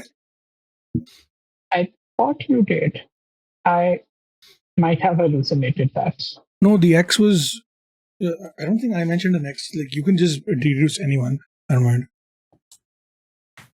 Do you want to pick an NPC? Do you want to pick an NPC that Salem was involved with previously, who's not in the scene? Anybody other than Mylera Clev, who's on the list that I put in the thread, would be available as Mylera Clev is in the scene. Yeah, but why would they have that? And the thing is, I looked through a list and I'm not sure who would have my back on these people. Like, the closest one I can think of is maybe Don Scurlock, but the great news is that they have your back because you say they have your back, and then I have to figure out why. Great. Yeah. So yeah, I would say that it's Don Scurlock. Don Scurlock steps out of just like a door where he was like just partying in or drinking alcohol in. Don Scurlock busts into this space and the room grows quiet as this ancient aristocrat and rumored vampire obsessed with arcane secrets enters the space. It dims. The lights, the very lamps themselves dim in his presence. He looks around the room and he says, "It's true. I've seen the prototype, and therefore it cannot be invisible." That is a lie. And because you did take your fourth condition here, in spite of the fact that he's backing you up, you now also become reactive and need to fully melt down, Sweety. So, Sweety, what you're going to be doing, and is our first meltdown of the campaign, everybody. You're going to read. That's wild. I have something very stupid to say. Go ahead. No, just love it when Daddy calls you Sweety. So, Sweety, you are going to read your meltdown out loud. When you're done reading your meltdown out loud, you're going to embody it, right? You're going to explain what you're supposed to do. It's on your sheet there. You're going to embody it. Then you're going to be able to clear all of your conditions. Go ahead. Okay. My meltdown says, they think they can manipulate you, displace you. They don't understand. You own them. You directly confront the worst offender and hurt them. You show them that you don't need money or backup. Maybe you destroy things they love. Maybe you cut some throats. Tomorrow you'll have to wash your hands and play nice. But tonight the blood on your knuckles will match the rage in your heart. Okay. So what do you do?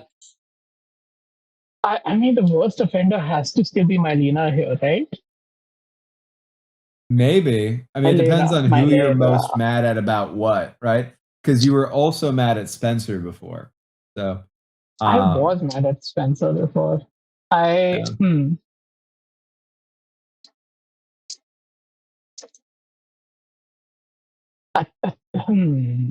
Directly confront the worst offender and hurt them, make sure that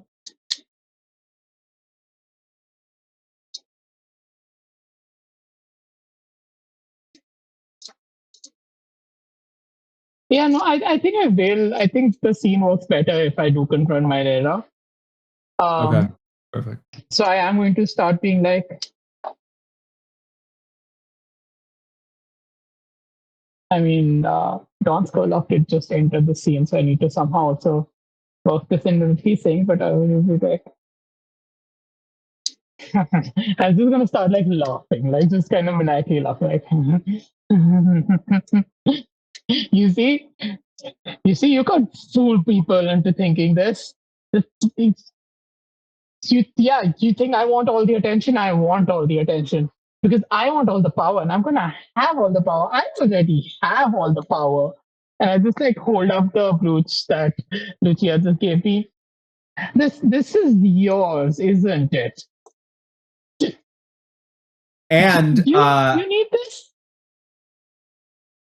As you're melting down, I am going to take another sensor move to insert fabricated evidence. Drop a blatantly fabricated prop, document, or found footage into the scene that ruins the protagonist's credibility or frames them as villains. And guess what's going to happen? Let's take a guess. God damn it. You're going to make me pull out the prototype, aren't you? In your hand is the prototype, not the brooch. And that's where we take our break, everybody. Go get a drink, get a snack, go to the bathroom. It's going to be great. We'll come back to this totally chill moment that it doesn't have any stakes to it at all in a little bit. We'll see you then. So we have to kill the sensors, right? That is the goal. That's oh my god. Hey everybody, and welcome back to Sombras del Azul, our Pasión de las Pasiones game here on Pantsless Tables. We left off at a totally chill moment that nobody has any reason to be stressed about at all, wherein when thinking that Sweety was going to pull a brooch out of their pocket, they instead pull out in front of the entire crowd, which now includes Don Scurlock, the full Bethan-Lusk Prototype that they had stolen before the auction even began, in order to help undercut the idea that, as the auctioneer and proprietress of the Red Sash Academy had claimed, the Bethan-Lusk Prototype was actually on display already, just invisible. So effectively prove that incorrect. Couple things I want to note here before you all let me know what you do. One is, happy premiere day, I guess. I'm going to invoke an optional rule from the Tormentas del Corazón expansion: advance on a meltdown. So guess what, Sweety? You get to take an advance because you melted down. Now, the way that it says usually I'm supposed to be putting this in place of advancing at the end of a session. But what I'm going to do for now, I might throttle this if we start moving too fast, is I'm going to say you advance either on a meltdown or at the end of the session. So right now you can take an advance. Any of you who don't have a meltdown today, don't worry about it. You could still take an advance at the end of the session. But if you melt down more than once in a session, you can get more than one advance in a session. Now, on your sheet, to be very specific about this, looking over at El Jefe, you have multiple advancements you can take. A couple of them only cost you one, and those you can take right away and use now in this session if you want. I'm letting you take the advance. Those that cost 3, you can put a tick toward it. So just when you know what you want to do with that, let me know.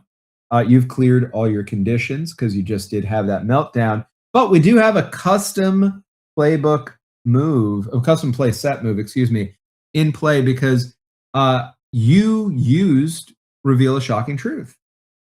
This is Final Cut.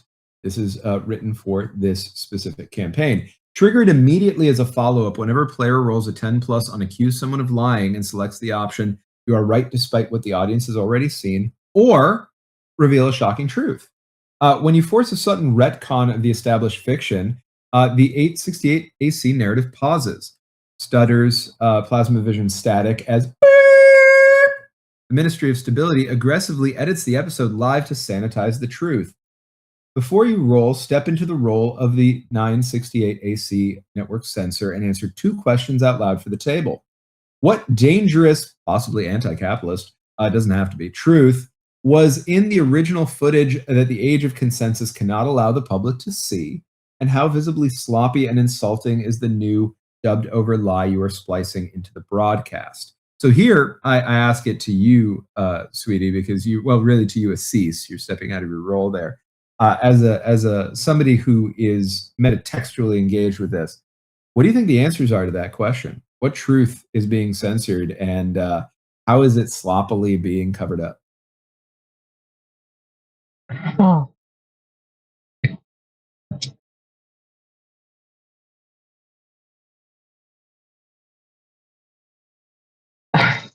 Wait, so we're not going with. Have we still established that the prototype was in my? It's still in your hands. That part is still true. The prototype is still in your hands.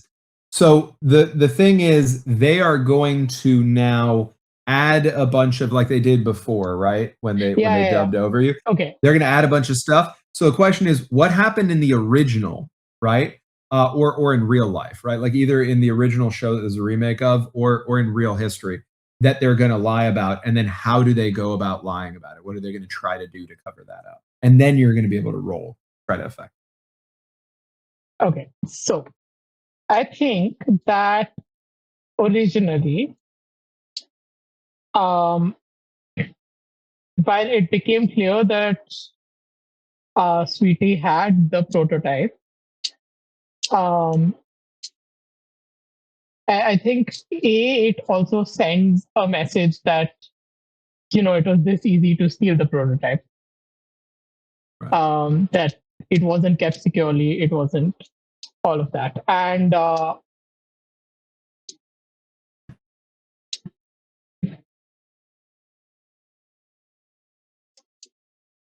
I think what happens there is that originally, Sweety does have the actual prototype, but then like enough. I mean, I guess like whoever's in charge of like there would be like some physical force, like I guess not police in this scenario, but like Bethan-Lusk's maybe security or something. Like basically enough physical force arrives and ends up subduing Sweety and taking the prototype back. Yeah, you could have bluecoats come in. Bluecoats were around in 868. Okay. Yeah, so I think you could have bluecoats bluecoats just swarm the space. Would have subdued Sweety. The prototype would have ended up back on back with the auctioneer and put actually on auction. But the new dubbed over lie essentially just like they say that like if the dubbed over lie will be Sweety like showing the prototype, claiming that she has it. And essentially what's dubbed over is everything after that, where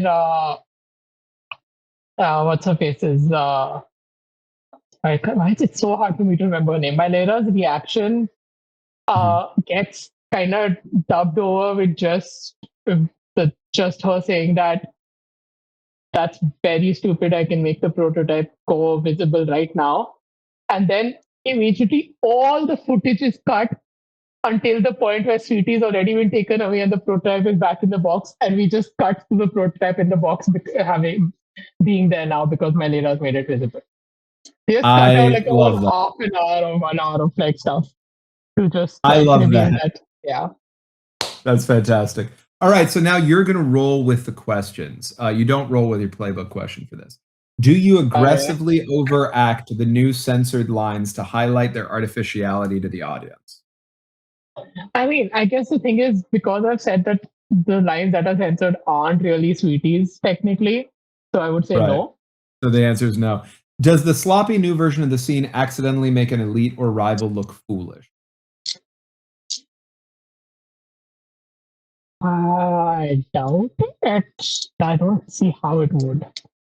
Okay, it's a flat 2d6. I mean, the only person who maybe it can make look foolish is the only person it would make look foolish apart from me is Don Scurlock, right? who just It came would out make Don supporting me. Scurlock look very foolish, actually. So yeah, I will say that is an elite who looks foolish here. So you get a +1 there. So 2d6 + 1. That is 5 + 1, 6.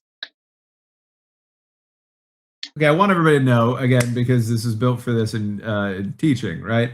So if there were a hit, the propaganda edit would be so transparently artificial that it achieves a Brechtian alienation effect.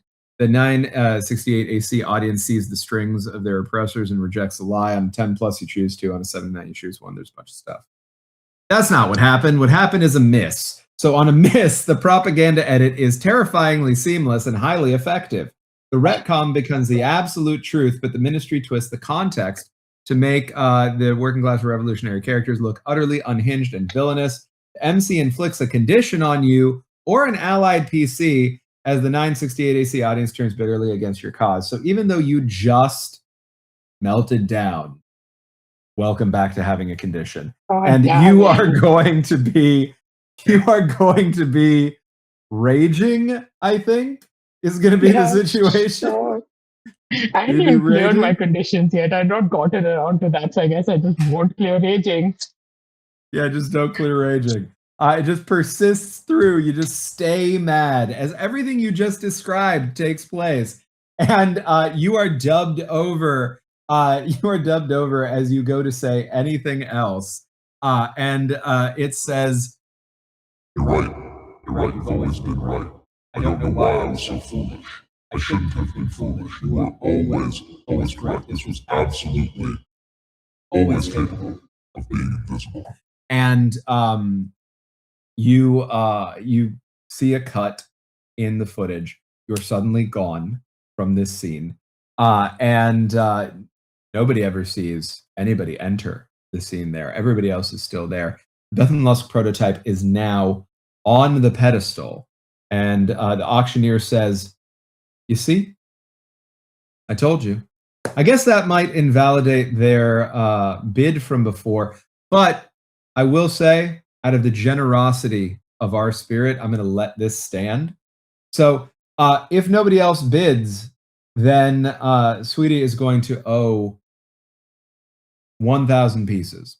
If anybody else would like to outbid them, you're welcome to do so now. And Don Scurlock just sort of sulks in the corner, moves into the shadows a little bit, watches and waits. And here, again, because we're teaching the game as we go, I do want to remind everyone that Don Scurlock, like all playset NPCs, has a hook. The hook for Don Scurlock is offer him a piece of true love or a genuine chance to break his curse. And if you do that, you gain his move. His move is when you ask Scurlock to use his occult power to terrorize someone, lose control of him, and he plunges them into a waking gothic nightmare. So if you want to have control over that NPC, you're welcome to go give it a shot and see if you can do that. Also, same goes for the auctioneer, who is also a playset NPC, Mylera Clev. You'd need to bring her an illicit artifact or a devastating secret about a rival, and then you'd be able to ask her to arrange a duel or confrontation, then lose control of her as she orchestrates it flawlessly, ensuring your target cannot escape the ballroom without shedding blood. With all that said, what do you all do?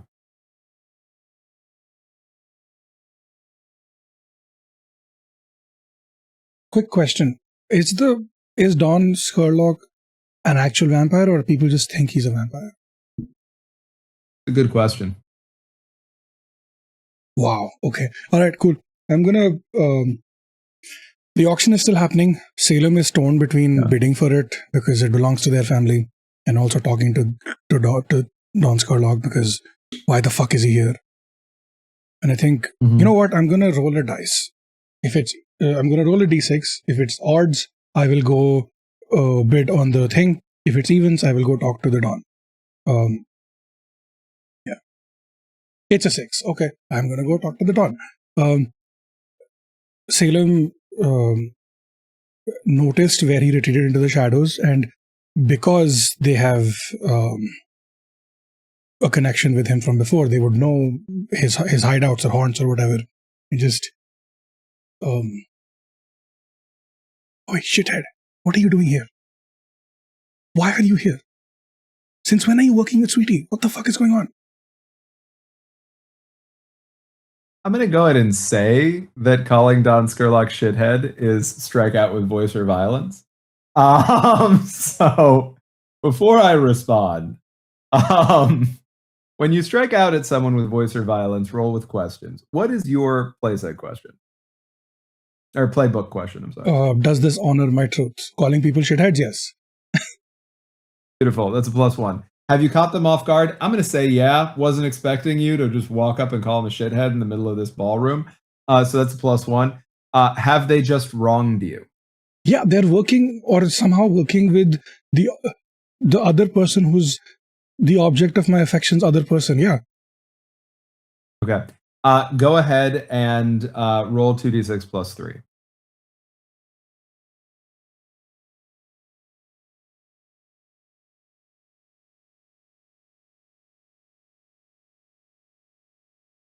That's an 8. Okay. So you succeed, but you gain a condition as well as them. What are the 4 conditions that you can take? I have captivated, fawning, spiteful, and wicked. I think spiteful. I feel like spiteful, maybe. Yeah. Spiteful feels right for this moment.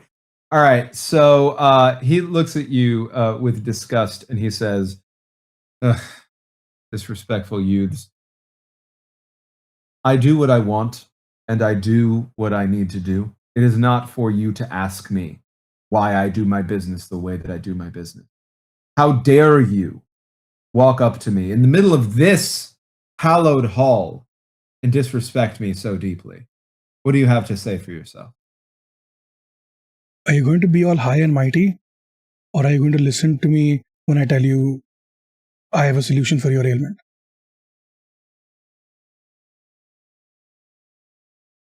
I'm listening as he floats closer and gets uncomfortably close to your face. I may have figured out a way to reverse whatever the fuck is going on with you. It's not an exact, I haven't tested it on anybody, so I don't know if it'll actually work. Or let me rephrase, I've tested it. It's a concept, it's a proof of, and you are going to be the proof of concept if you want to do it. But if it works, it might be a permanent solution. If it doesn't work, you might die. So, So I'm going to say you're manipulating a superior here. Because Don Scurlock is arguably, even with your station, given your relatively young age and position in your family, a social superior to you. So when you manipulate a social superior, tell them what you want them to do and roll with the questions. Are you living your truth? That's your playbook question. I want to confirm, does manipulate a superior also, is it like when I'm trying to lie to them or when I'm trying to convince them to do something? Yes. I would argue that both go with that. It's cleanest when you're trying to get them to do something. But if you're lying to them, what you're trying to do is you're trying to get them to believe a lie, is how I would interpret it. Okay, makes sense. Yeah. So are you living your truth? Or what's the answer to your playbook question? Oh yeah, my truth, I had 2 options. I'm fundamentally lovable and I'm undeniably strong. I picked the first one. So fundamentally lovable. Okay. At this moment, I am trying to be affectionate and lovable. So yes. Okay, perfect. Have you caught them in a good mood? No, you haven't. Does your well-being directly affect theirs? In this moment, in this context, yes. Yeah, I think so. Because you just offered them something they really want. So 2d6 plus 2.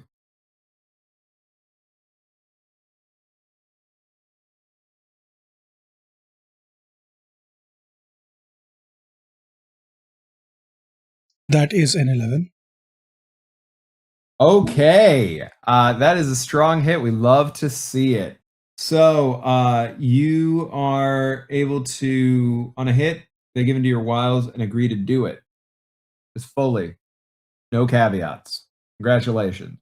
So Don Scurlock says, I want to hear more.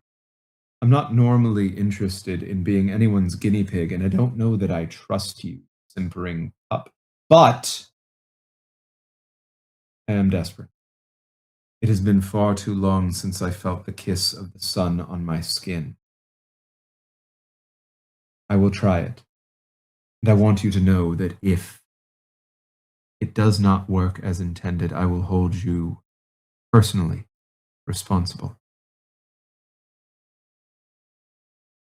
Do we have a deal?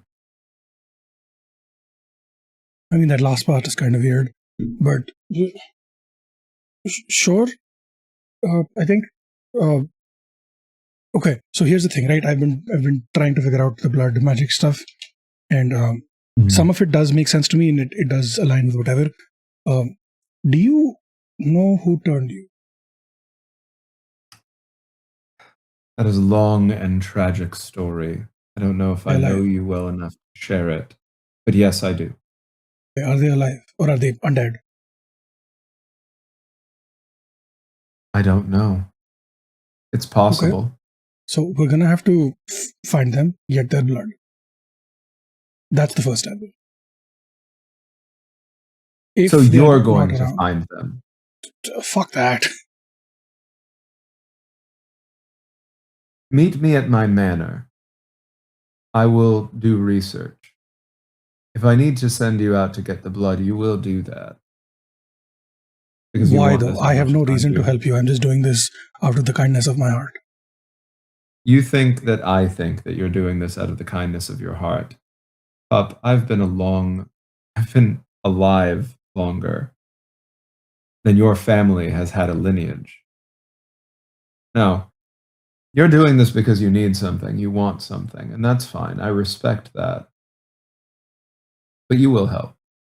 I will get the blood if I can get the blood, and if by the time you make your way to my manor, I have not gotten the blood, then you will be trusted with the information of who my sire was in order to help me retrieve the blood.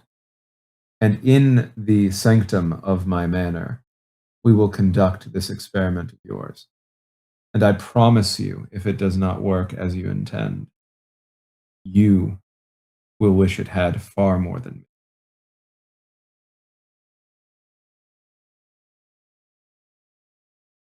me. Right, sure. Yeah, why not? All right. I will say that for this scene, you do have control of Don Scurlock, because even though you have not actually given Don Scurlock the thing that is looking for yet, you offered him a piece of true love or a genuine chance to break his curse. Genuine is tricky here, but he thinks it's a real chance right now. So I'm going to say that for what is left of this session, when you ask Don Scurlock to use his occult power to terrorize someone, lose control of him, and he plunges them into a waking Gothic night. So that move is now available to you. You can call upon Don Scurlock as you like. One person has control over an NPC at a time, so if somebody else comes and steals him away, your opportunity to use him like that will go away without you having used him. What do y'all do? Owen's going to approach his father. Okay. Describe to us what your father looks like. Give us his name. Tell us what he looks like. How he is in your eyes in this moment. Wonderful. The Lord Errol Strangford is a silver fox, I'm gonna say. He would have been one of the a man who Owen in his youth believed pulled himself up by the bootstraps. Later to learn, of course, that he did have a wonderful little loan from a parent, and there's a bunch of generational wealth held there, but we work hard. However, now it's definitely more of this is a terrible man who really doesn't care as long as we continue to make money and continue to provide Duskvol with a resource that is necessary for continuation and progress. And Perfect. Owen once approaches his father. You don't seem so eager to bid upon it. My scion, everybody! It's good to see you! And puts an arm around your neck aggressively, leans in and says, do not be an embarrassment or a disappointment to me today. Do you understand? I wanted to come with a proposal. I like to see you thinking for once. What are you thinking of? I want it. I think You want the prototype? Yes. I think it could be of use to us. Interesting. And the future of the Say fleet. more. How do you see it being used? I understand that it has a great power behind it. And I imagine that power could be harnessed in a duplicative or multiplicative manner. Or possibly if you wanted to, you could just keep it as a much craved artifact, something for mere value. Interesting. The status could exist in people not knowing what it can do. I do like that. And it does seem to be quite powerful. So powerful, in fact, that I believe one day, 100 years from now, perhaps, it will usher in an era of consensus and prosperity that the world has never seen before. I'm telling you, boy, this is the future here, the progress of our people is in this prototype. I can see it so clearly now. And You're don't right. You're so right. want the Strangford name just proudly mocked upon that. The Strangford name and no one else's. Exactly. Indeed. And here, we're going to do two things at the same time. I am going to ask you to manipulate a superior here, although I really like where this is going, so I hope that you succeed. I will succeed. And, yeah, I believe in it. No, I will. I'm using a resource to make it a 10+. Oh, I will succeed. Yeah. I love that. You're going to explain that in a second. Yes. I am going to let you know you're going to get two things from that because you are offering him a ruthless business opportunity. So you're going to get control over him as an NPC, and I'm going to explain for the audience what that means in a second.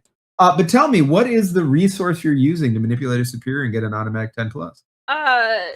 Business, like pieces of Owen's business. Like he's not, like his dad's not going to be the only one buying it. Like he's putting some of his own stake into it as well. A shared investment, father and son bonding. Beautiful, love that. And just so people watching at home know, what is the name of the move that lets you do that? My resources. So it's part of my my stake in like the business. So at the start of each session, I take 3 resources. I can spend it for a 1-to-1 yield the power of your business and take a 10+ on any appropriate move before you roll.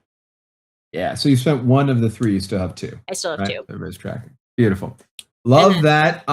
Yes, please go ahead. Oh no, I get to roll at the end of the session, and all the money, the resources I have left over adds up, and yeah. Love that. That is beautiful. And you automatically get a 10+, which means they give into your wiles and agree to do it. Also, you've successfully used this hook on the patriarch of the Strangford fleet, city councilor, and the wealthy groom of a future wedding. Ruthless, sadistic, and obsessed with the occult. The move you have available to you now for the rest of the episode is when you ask Strangford to use the rest of the episode, or unless somebody steals him from you, when you ask Strangford to use his Leviathan hunter resources to crush an obstacle, lose control of him, and he does it, but he demands a terrible, bloody price in return. That is not this. You succeeded on Manipulate a Superior. That's something you can use still later without and then you'll lose him that. So he does. He holds up a hand quietly and says over to the auctioneer, we're going to bid, oh geez, what was the bid? 1,000 pieces? We're going to bid 100,000 pieces. What the fuck? 100,000 pieces. Stupid. Owen, I want you to know that I'm going to hold you responsible for this because I believe in you. and I trust you. So if this turns out to be a flop, which I know it won't be because I understand intuitively already that this is the future of our entire nation. This is the future of society, of humanity itself. This is the way, the truth, and the life. I can see the blue horizon, the dawn of a new day in front of me. Regardless, if by some chance it doesn't work out in our favor, you will be fully responsible for recuperating with interest this $100,000 investment. Understood. And I take it on with an honor. I am very glad to see you taking responsibility. I hope this is you growing up.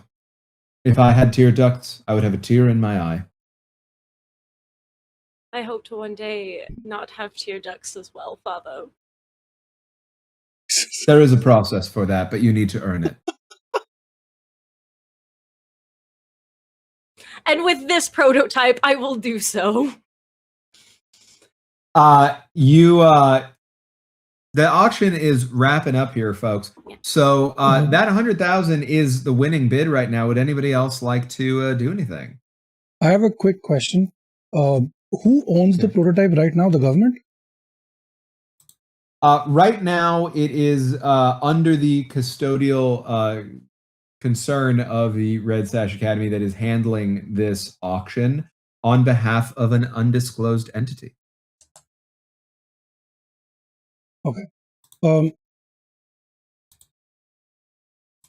I would like to talk to...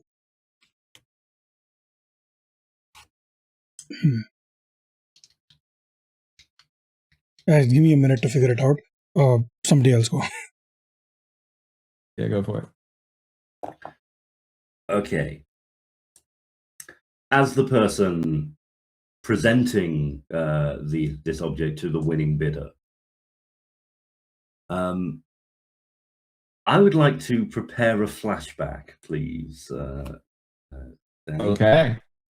All right, let's talk about what that means. Since again, this is the first session, I want to make sure everybody's following. This is a flashback move. When you flash back the time you made preparations, roll with the questions. But I can get into that after you describe what it is that you want to do narratively. So let me know narratively, and then we'll walk through it. Providing Urvy is okay with this. So Owen's a little bit rebellious, shall we say, in terms of like politically. I'm gathering from. Yeah. Obviously, Spencer is too. So Spencer used the money that they borrowed from Sweety to employ anybody he could find to create a very realistic replica of the Blue Array. This fucker. Their students are all around the venue as waiting staff. They've been there all along. When Owen was bumped into by Spencer earlier, that was preordained, and the replica was planted on them in that move. And when I am then presenting the Blue Array, Owen is going to fumble it. Spencer will fumble it, and Owen will do a switcheroo with the replica that will then be presented to their father. Okay, I love this.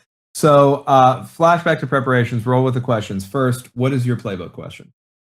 Well, my playbook question is, are you following the rules? Now, I would argue I'm not following the rules of the government, but I'm following the rules of a resistance member. So, you know, I'll take the hustle. You can get the +1 on that. That's fine. I will say though that hustle is now permanent. So when you're not following the rules of resistance member, you don't get a +1. Okay. That sound good? All right. Did you have plenty of time to do it? Absolutely. I've got the entire WAPE staff in there, and so I've planned this meticulously, or we have planned this meticulously. Beautiful. That's a +2 now. Did you have someone looking out for trouble? You mean all the agents I have around the room? I do mean those. I also, since you're doing this little like hustle switcheroo thing, is Owen in on it? Was Owen looking out for you? Oh, Owen's in Yeah. on it, right? Yeah. Owen's in on it. So all the agents around the room and Owen all lead to that being true. So 2d6 plus 3, please. Okay, be good. Now, hold on. Sorry. Last thing I want to check is your conditions. Did Yes. any of your conditions impact flashback to preparation? Not that I am aware of. I will just double check. No. Beautiful. So 2d6 plus 3. What do you got for me? I rolled a 6 and a 4 on the die, so that's 13. 13. Astonishing. Okay. So not the highest that it can be, but not far. All right. So on a hit, you're able to choose one of the following. And just so you know, if you'd missed, you choose one, but the MC says who is lurking in the background and what they did to interfere before the flashback ends. So good thing you didn't miss. On a hit, you choose any one of these, and you don't have to even mark a condition for it.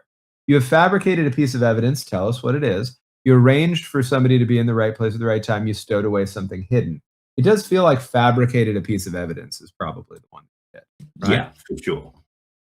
Okay. Now you've prepared to do that. You have to go through with the actual switcheroo now, right? So before we do that, because I know that Salem wanted to potentially do something, let's go back to Salem first while the auction is still going. See who ends up winning the auction, and then you can try to resolve this. Salem, what do you got for me? I think I would also like to do a flashback move. Yeah. It's specifically towards the Red Sash Academy and the auctioneers and stuff. Can I retroactively use my Count Dracula move in a flashback? I'm gonna allow it. Yes, fully. I think that's in the spirit of the game that you can burn your Don Scurlock connection in the background, like in the flashback here. Cool. But you do still have to roll for it, right? Oh, fair. So the outcome overall is still going to be related to that. You can just put it in to that as well. Yeah. So basically the whatever is that who would I be talking to? Like the leader of the Red Sash, whatever, or do I talk to the auctioneer? What are we doing? So Milera Clev is actually the leader. She's the headmistress of the Red Sash Academy and serving as the auctioneer. So they're the same person in this situation. Okay. So this is a flashback probably like 24 hours ago. Okay. I knock on her door. Salem is wearing a pantsuit. It's a silver shirt under it. The suit is black. She's got high heels on, which are also silver to match her shirt. No tie. And hair is actually, she has very short hair right now, like a pixie cut. You can't tell if the hair in present day is a wig or if the pixie cut is a wig. It could be both. It could be neither. You don't know. I love that. Yeah. Okay. Cool. Right. So if you want, we could do the mechanical side also if it's helpful, and then you can play out the thing. What is your playbook question? I am fundamentally lovable, right? That's my truth. Yes, that's your you truth. Honor your So truth, yes. in this moment, you're honoring your truth. Yes, so it's a +1 because you're fundamentally lovable. Did you have plenty of time to do this, or was it kind of rushed? I've had 10 years to do this, yes. Okay, so that's a +2. Did you have someone looking out for trouble? Or did you do Yes, this on your own? I have the Count, right? You do have the Count. Yeah. Since you're using that here, that makes that work here. Okay, 2d6 + 3, let's go.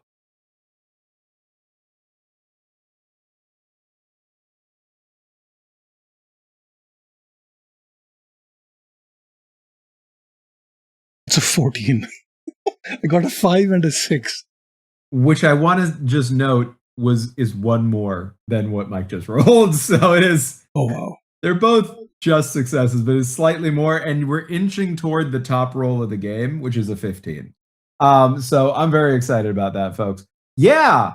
You fully are able to choose one of these three without having to mark a condition, without a complication for me. You have fabricated a piece of evidence. Tell us what it is. You arranged for somebody to be in the right place at the right time, or you stowed away something hidden. Okay. I have chosen somebody to be at the right place at the right time. That somebody is basically me. The way that I'm trying to do this is the first version of the prototype was created by my family. They put the pieces together. They formulated everything at great cost to them, not just monetarily, but also at the cost of their own life. 2 members of my family died in the explosion when the first prototype was being built. I think it's only fair, since the prototype was taken from me by the government taken from us by the government without any compensation for it, that whatever cut that you get from the sale of this prototype, I get 50% as compensation. So it's blackmail. Oh, it's not blackmail, it's aberrations. Tomato. I don't have a lot of time right now, and I don't think you know what you're doing, but that isn't my problem. So I'm going to agree to your request. I hope you do know what you're getting yourself into. This is far broader and deeper than you realize. It matters far more. That's what they say about me too, yeah. Keep that sense of humor. You're going to need it. Now, because you just straight up succeeded, letting you have that 15% cut in there. So that is set up. Whatever wins at the auction here, you'll get 15% of that. No, I said 50%. Half. 50? Half? Yeah. Would have pushed harder, but I'm not going to retcon that. So 50, sure. You are going, that's me not hearing correctly. So you get 50%. You'll get 50,000 instead of, 15,000 if the current bid goes. I'm going to push, actually, because... Okay. And when I receive the money, you will give me you will reveal the identity of the person who actually owned this before it is going to get sold. The person who created the prototype, is that correct? The person who currently owns it before the auction.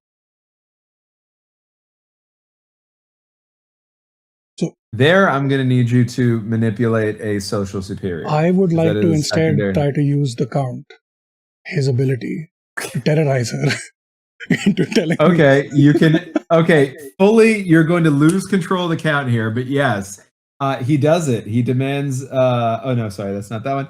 He uses occult power to terrorize someone, plunging them into a waking gothic nightmare.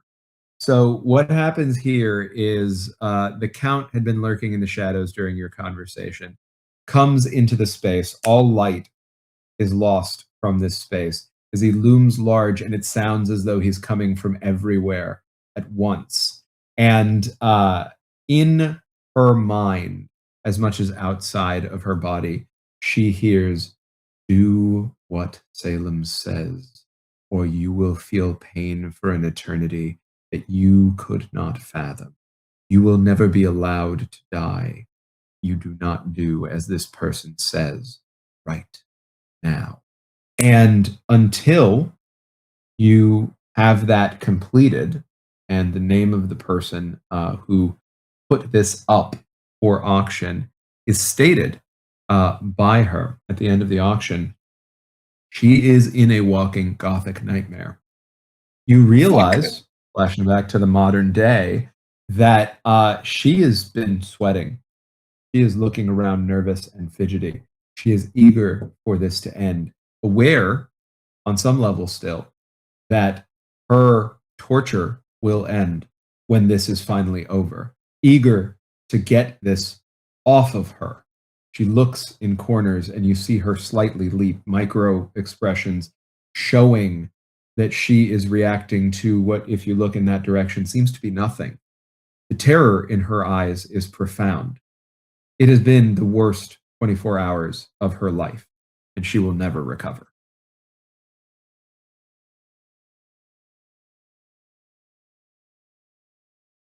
That is fucked up, but you did that. I don't care. I know. Also, super late on this, but thank you, Raiders, for raiding. Glad that you're here. Really, really happy to have you. Hope you're enjoying the show. Check it out. Like and subscribe here. Hang out on Pantsless tables. Everybody here is really awesome. I'm just lucky that I get to be here and play wonderful games with cool people. With that having been said, is that it for the auction? Are we gonna call it at 100,000? Does anybody want to come in with another bid? Possibly a surprise. Aziz, do you have anything? I mean, I don't know how to re-enter the scene justifiably after what happened is the thing. The great thing about Pasión de las Pasiones is it doesn't matter. Like, you are able to do whatever you feel works. I just feel like I don't think Sweety would have more than 100,000. Probably not. It's up to you. You can always make the claim and figure out where you find the money later. Or you could show back up and try to steal it. Or do any number. I mean, right now, as things stand, the auction is being won by Mr. Strangford, but the actual prototype is ending up with like Mike and Urvy species. Well, the idea right now is if the 100,000 goes as the bid, then it will go to Eöghan, and then Mike is, Spencer is going to have to try to pull off that part of the plan. That still has to happen, and then we'll see where that lands. And then after that, who knows? But yeah, that is the winning scenario. And then if that happens, we know above table that Salem will get 50,000. Interesting. I don't. So I do want to do something. It's just not going to affect the auction. Okay, go for it.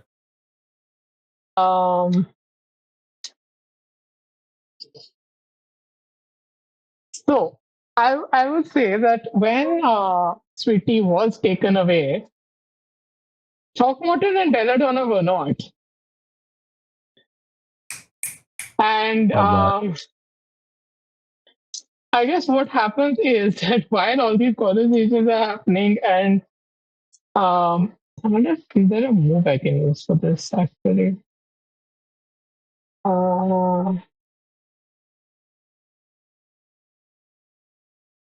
I don't think there's a move I can really use for this, unless maybe because that's enough of a target. But I just want to say that while all of this is happening in the background, you will just see Throckmorton and Belladonna arranging various things, going around this, whatever, like that. Then they're at the edge of the boat, and then they're throwing something down, and then they're slowly pulling it up, and a completely drenched Sweety just is seen getting pulled up back onto the boat by them, having escaped somehow and come. I love that. I will say that if we're going to put that into the context of a move, the closest thing that I'm seeing here to establish that narratively is reveal a shocking truth, maybe, or a flashback to preparation, right? So you weren't actually taken away. The shocking truth is you've returned, right? Or you prepared for this. This is how you get out of it, or a mix of those two would probably be how I would look at that. Yeah, I can do a flashback to preparations. Beautiful. What is your playbook question? My playbook question is, are you taking control of this situation? Seems like yes. Yeah, I would say so. Beautiful. Did you have plenty of time to do it? I don't know. Did you? I mean, okay. So the way I see it, my preparations would be that my other 3 thugs would have, like, I would have anticipated that there could be trouble with the blue coats, and so my other 3 thugs were already preparing for the eventuality of breaking me out. And Love in that. that way, I Yeah, I would think say I that did works. have plenty of time to do it. That's perfect. So that's +2. Did you have someone looking out for trouble? You did the other 3. Yeah. So that's 2d6 + 3. Let's go. Okay. Ooh, that's a 7 + 3, 10. Hey, all right. So that works without an issue. So you have fabricated a piece of evidence. Tell us what it is. You arrange for somebody to be in the right place at the right time. That can be you. Yeah, I or mean, I you arranged stowed for away somebody to be in something the hidden. right place at the right time. That's perfect. So great. You were able to work that out, and everything that you just established is true. Yeah. And I think the reason like this is a flashback is because as Spencer is gearing to go up on the stage and all of that, the flashback is all of this happening because now while Spencer's just about to get up on stage, from behind him he'll just hear, "Miss me." Like a hole in the head. We can arrange for that. That's foreshadowing.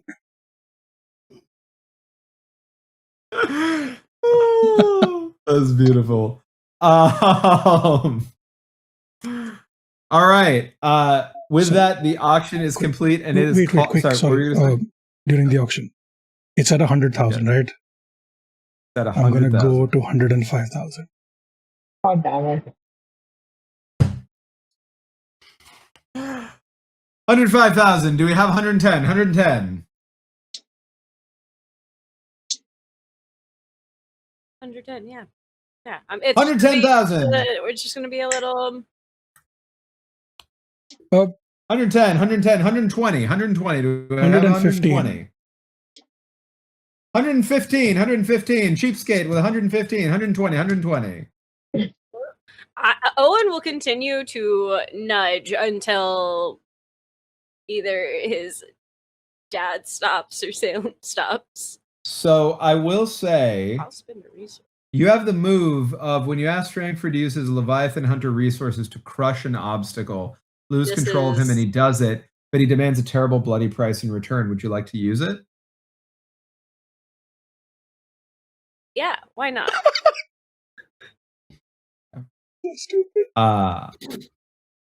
So these pieces are called coin. These pieces are called coin, by the way. And you could also use slugs or scale, but we're going to do this in pure coin. All right? Pure coin. Owen, you've been a disappointment your entire life. No. Very often I wish we'd never had you. My life would have been easier if I'd had the son that I deserved. I'm going to tell you this once. If you are wrong about this, and I know you're not because I can see the future so brightly every time I look directly at the Bethan-Lusk Prototype, it is as though I am seeing a brighter tomorrow full of consensus and smiles.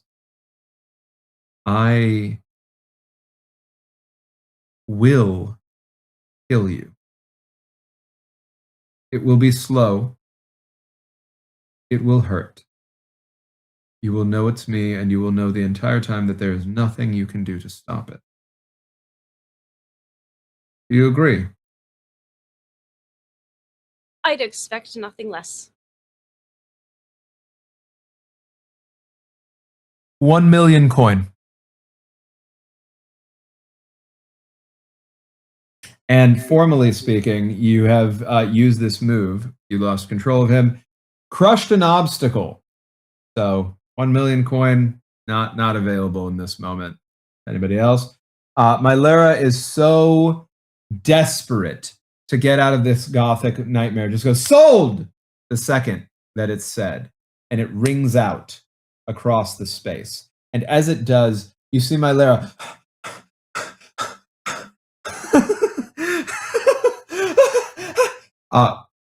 full sprints through the space and leaps out a window. She didn't give me the name. As she leaps out a window, she says a name. She says a name you all know. She says, Spencer Ryan. This motherfucker. And speaking of Spencer Ryan, are you the prototype is now ceremonially by other staff presented to the Strangfords. Your father derisively to you to go get it. Do you go, Owen? Yep. And Spencer, do you go through the plan? I mean, I attempt to, for sure, and I would say it is definitely going to be a case of acting with desperation. Okay, when you act with desperation, tell the MC what situation you want to avoid. What do you want to avoid? So I want to fumble the thing enough to not fully drop it into public view, but kind of behind the kind of dais on which it sits, and at that point, Owen can lean down to help me retrieve it. We can do the switcheroo, so as to avoid being seen by anyone else around. Perfect. I will say you are passed a note, Salem, that says from the estate of Milera Clev, and on that note it says the transfer of 500,000 coin is ready for you. So Salem, you have 500,000 coin now. I can't fucking believe that worked. Yeah. Beating it up. Oh. Yeah. So back to Spencer. Spencer, what's your playbook question? My playbook question is: am I playing by the rules? As we have established, that is now rules of the Resistance. So I would say I am. I am going through with the plan. Are you doing this for love? No. Are you doing this for vengeance? No, it's not vengeance. It's political ideation. Copy. What's up? What were you saying? I was partially. I wanted to almost in a way see if I could help answer yes to those questions for you. Because I have a move in my playbook that's delegating responsibility. And I want to know if there's a way to have retroactively in our flashback of preparations done earlier. So obviously we were making a plan. This is part of Owen delegating responsibility to Spencer to get this plan done. Beautiful. All right, so because I trust them. I'll say that if that convinces you, Mike, that Spencer's answers become yes for do it for love and do it for vengeance, you can take the +1 for each. Yeah. Yeah. All right. Yeah. 2d6 + 3, please and thank you. Okay. +3 is so 3 and 1 is 4, so that's 7. You can make that a 10 because you get one of my resources from me using my move. All right. All I want at the level of the narrative is for you to explain how this almost is complicated enough for you to have an unforeseen consequence or added complication plus a condition, and how Owen's quick thinking stops that from being the case, and through the use of resources. So yeah, like I do the fumble move, and the Bethan-Lusk Prototype, the blue array kind of spins a little on its axis and rolls behind me to a point where Sweety would be able to see from where they were on the stage. But I think Owen's quick thinking kind of bumps into me and knocks me back, like on my ass, and blocking it from the view of Sweety. I love That's that. from earlier, asshole. What I will say is I am going to take a hard move here, everybody, because it's Daddy Day, and I like me some hard moves. And what we're going to do is we are going to use another custom playset move, and that is going to be, where is it? Wield the Prototype. When you wield the volatile weird science of the Bethan-Lusk Prototype to achieve the impossible, tell the MC what terrifying feat you're attempting, and roll with the questions. Here, it's coming at you, Spencer, hot, because with this instability and you being the closest to it, it's going to go off one way or another. So my question to you is, what do you want it to do, right? Examples in here are telekinesis, unleashing a blast of artificial light, superhuman strength, communing with the dead. But really, it's incredibly volatile, and the only limit is your imagination. What do you want it to do that allows you to achieve the impossible in this moment?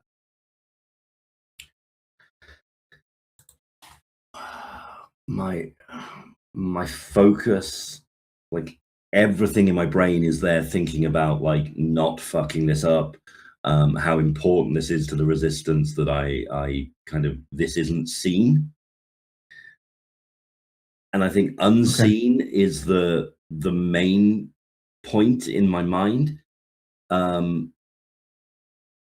I think if you allow, that unseen can be interpreted however you want it, and something disappears. That works for me.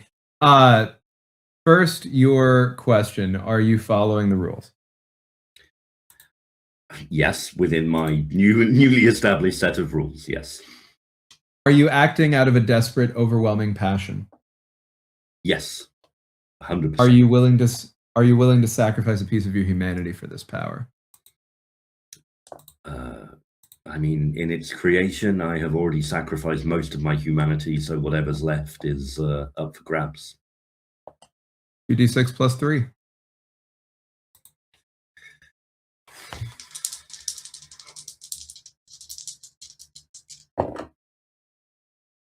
That is not good. I rolled double ones. So here's where I'm going to make a devil's bargain. I'd like to set the stakes first. On a miss, the prototype overloads wildly and your hands rejecting your control. The MC will tell you how it unleashes a localized weird science catastrophe, and you must immediately mark a condition or roll to face certain death. On a hit, what would have happened was a prototype surges with blinding blue energy and grants you the power to achieve your feat. On a 10 plus, choose 2. On a 7 to 9, choose 1. You maintain control of this energy. It doesn't cause devastating collateral damage to the room, the ship, or innocent bystanders. You're not in a ship right now, but the room. You shield your own body. You do not gain a permanent glowing weird science mutation or distinctive burn scar. You keep the surge contained. The massive spike in the ghost field does not attract the immediate violent attention of a feral ghost or the spirit wardens. What are those? Here's my devil's bargain. The double one stand, and I gotta honor a double one. So it's going to be face certain death. Or, Owen, you've got one resource left. And you were just involved in this shenanigan. Would you like to intervene in this moment to turn this catastrophic failure into a resounding success for your good friend Spencer? Yes. How? I mean, you have the resource, so you'll do it. How do you do it? How we're going to do it. So this is oh god. You fell on it, it exploded. I tell you, this is, I don't know, I don't remember if I made this joke on camera earlier or not, about the button that turns it invisible. It's my resource is knowledge. Yeah. Okay.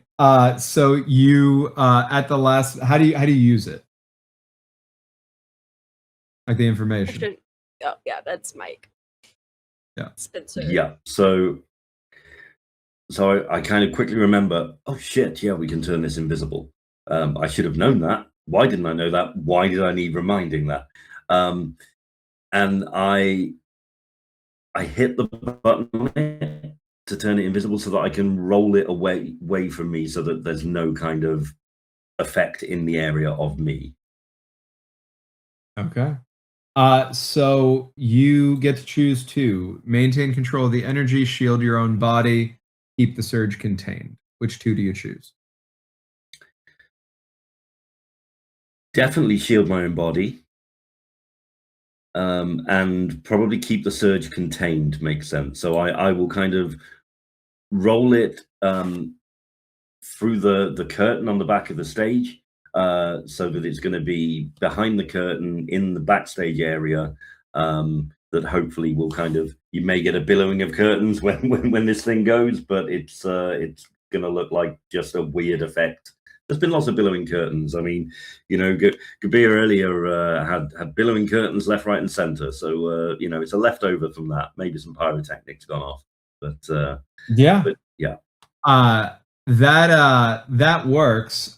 You are able to have it roll away. And as it does, you are set up to be the sole survivor of this catastrophe that would kill every single person in this room other than yourself, because you did not choose to contain the energy. So I'm going to take a hard move. Another MC censor move. It is the network's ultimatum. Pause the fiction and speak directly to the actor. Offer them a guaranteed success or survival, but only if they voluntarily look into the camera and deliver a humiliating monologue of state propaganda. So this is what I'm going to do. Hey, Mike. I'm not going to let you survive. I'm going to let everyone else survive. If you don't agree to this, everybody else dies. We don't have a show anymore. We're going to have to recast everything. There's not going to be any more of this reboot. And you know what development hell is like, right? I mean, it could be another 10 years before another one of these gets greenlit even. Who knows how long it could take to get up on the ground 20, 30 years from now. Your contract gives you points on the back end either way. So you want this to be a success, right? So be a good boy, get in there, and be the hero that we need you to be. Self-sacrifice, jump on the grenade, take it for the team, and declare that you need to take responsibility for it because you built it. This is your baby that you created, you and you alone, and you should ensure that it never hurts anyone again. I can take that deal, but I auditioned for a pilot coming up like down the line. So if you can make some guarantees with that, then it's so funny you say that. We've been meaning to call you. You were cast. Well, I must get onto my agent and find out why I haven't been told. Wonderful news. Get a better agent. That's my recommendation. You know, we're going to give you some pretty favorable conditions there too. I think it's going to be a hit. Yeah, especially coming off of this. We're going to put you up for some award consideration for this too, assuming that this monologue is everything we expect it to be. Honestly, this feels like, you know, deserved recognition for the years treading the boards I have made in on stage and now on screen. So yes, appreciate it. You are an icon, a legend, and we're glad to have had you for this auspicious premiere. And you re-enter the scene. Sensors rework the last few seconds and give you an opportunity before it goes off to choose not to shield your body and to instead contain the energy. And I would kind of wrap my arms around this prototype, and I would just look out on the stage and go, the blue array is going to provide a better future for everyone.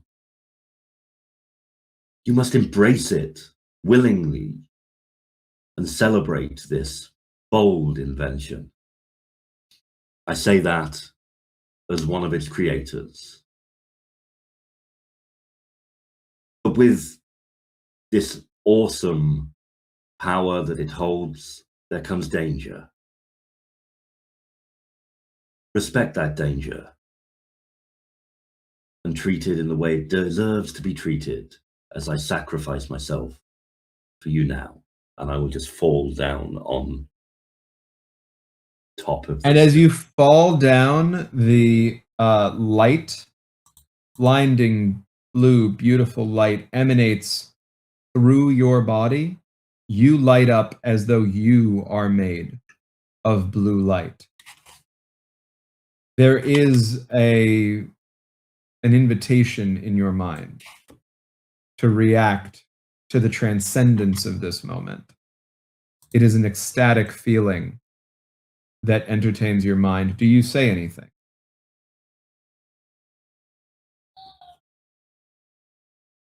Oh, it's beautiful.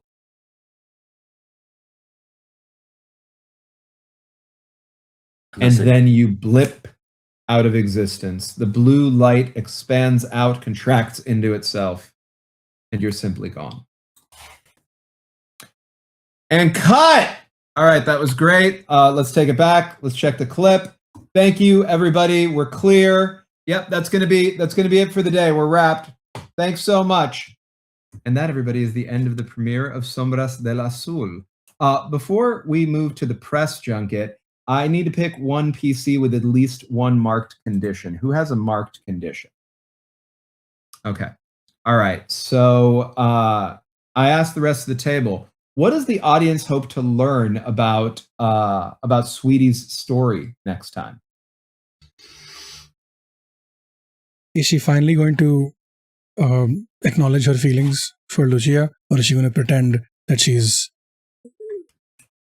I don't know, that she has none? Okay. I think the word is change. I love that. Everybody feel good about that? Yeah. All right. Everybody who did not melt down today, mark an advancement for today. So you're I able only to have 2 moves in my playbook. Do I just pick from somewhere else? Yeah, there's other. Let me take a look. Yes, probably. I need to look at yours because yours is one of the custom ones. But if there is no new move from your playbook, then just do a new move from another playbook. Is what it is. Everybody should be able to take one new move equally there. And then there are the other options. Because he's not around anymore, so that makes sense. All right. Finally, okay, everybody did that. Now, cameras back on, but we're no longer in 868 AC. We are at a convention press junket in 968 AC. You're all sitting at a long table with microphones. You're no longer your characters. You're 60s telenovela actors who play those characters. First question from the press pool. Hey, excuse me.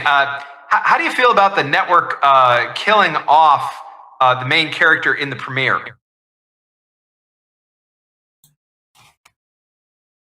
I mean, I can take this one if you guys want. Spencer was never the main character. Spencer was a plot device to take the story forward. And that kind of ran its course with the developments that you'll see as the series continues. I think, sure, there was more we could have told with that story, but the impact it will have on the other characters, as you will find out, tells a bigger story than Spencer being there ever could. And it was an honor to have played him.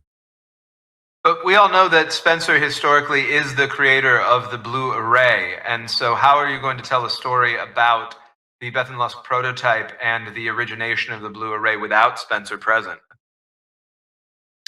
I mean, I would say that the B.L.U.E, whilst it was the brainchild of Spencer, it was a team effort to create it, and that will be reflected in the direction that the show moves. You're so humble, even with your characters. One more question for everyone. What is it like working with the Ministry of Stability? Is it as good as it seems? Hi. Yeah, it's actually really it's very interesting. The character of Sweety is very different, and they've been very kind in letting me take some liberties with her and telling me when I'm taking too many liberties with her. So it's been very nice. That's great to know. Is it hard to play somebody so awful? I think I think what you'll see is that like we were saying, the main character, like in some ways, Sweety is also one of the main characters, and she's a grey figure. Like she has some good to her as well.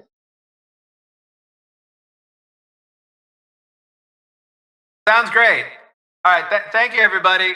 And that is going to be the end of the press junket for today. I did want to note, because I didn't clarify it earlier, Assis, you're able to clear that one condition that you had off of everybody asking the table about like what they hope to learn, right? So you're able to clear that condition there for the next time. Thank you, everybody. Thank you, audience, for joining us. This was a wonderful first episode. We cannot wait to take you through this journey. Thank you, Mike, for being able to be a part of this. What were you going to say? I was just going to say that Mike at the end of that press junket would have just remembered to plug Stalker Duskvol Ranger, his new series that's coming out in spring. Michael. Oh my God! We've heard great things already about the casting. Do you know who your leading lady is going to be? I wouldn't dream of spoiling it for you, but it's going to be a big shock. It's a very big name in the world of television, so you'll be very, very pleased.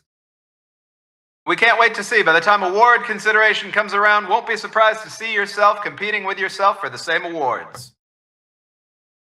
And with that, we come to the end of our show today. Thank you, everybody, for joining. Thank you for the cast being here. Thank you, Pantsless Tables, for allowing me to run this ridiculous idea here and supporting that. I'm going to do our outros now. So let's go in order of the folks still here. So we're going to go to my right. So that is going to be actually no. I'm gonna do it slightly differently. Let's do Urvy to Assis to Mike to Steve. Hi, howdy, hey, I'm Urvy. My pronouns are they, them. I'm here for a good time and a long time. Fuck you, Steve. That's my line. And you can find me across the internet at Urvy Fits. I'm the only one out there. I think you promised that I have checked. You can find me doing stuff and things all around. We have the Monsters Ate My Homework finale coming up here soon that I'm in and doing. You can find me behind the screens at Roller's Joint tonight doing Neon Black, a Coyote and Crow production. You can also find me behind the screens running games all over Start Playing, so hire me. Anyways, I've been Owen Strangford for you. I hope you love a little shit. Yeah, we all love a little shit. All right, Assis. Just a little one. I'm sorry, I'm just imagining a bathroom with like a sign in front of it saying, I hope you love a little shit.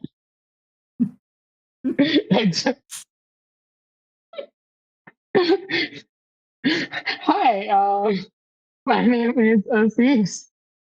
My pronouns are she and her, and you can find me anywhere on the internet at lesbianing. That is yearning with most of lesbian in front of it. I am most of the lesbian. I am the lesbian who is the most of. And yeah, I'm here on Pantsless Tables doing 5,000 things a minute these days. Yeah, like this Sunday, unskippable cutscenes. There's an episode out. That this time it will actually be out. The Sunday after that, like we said, is the finale of Monsters Ate My Homework. And taking the place of Monsters Ate My Homework in that slot is going to be a game that we recently announced and are currently still have the casting form open for. Is my game. Wait, I need to get the name right. I'm so bad at the name. Is my game The Ghost of Iridescent Revolution Leap to the Skies, aka T-Girls, an all trans film table of thirsty sword lesbians. So if you are trans and want to apply to play that, then apply to play in that. And otherwise, there is also Dark Waters. Dark Waters will be back next Friday, I believe, where we're going to finish part 2 of our 2 shots, where I am playing Vampire Lestat if he was a furry, I guess. That's the best way I can put it right now. And Season Zotes Chapter 7 on House of Dreams, I'm in that. It is, we literally had an episode yesterday. We're going to have another episode next week. It is, I cannot tell you how good that is. I play a bird. She's autistic. It's great. And that's, I think, everything I have, which is not irons in the fire. Okay, bye-bye. That must be me then. So, hey, I am Mike. I use he, him pronouns, and you can find me on Blue Sky at Run Like Craig and Instagram at Run Like Craig 1979 because I am old. You can also find me on Dark Waters with Assis and Steve, like alternate Fridays ish, because scheduling be scheduling. You can go to Pantsless Table and order merch from the Walking Dead game that I ran for that Danny was in, and this is featuring Danny. So that's cool. Go do that. Point of order as well. Obviously, Urvy, you chastised Steve for stealing your line. Fuck you, Steve is my line. So if you could refrain from using that, that'd be great.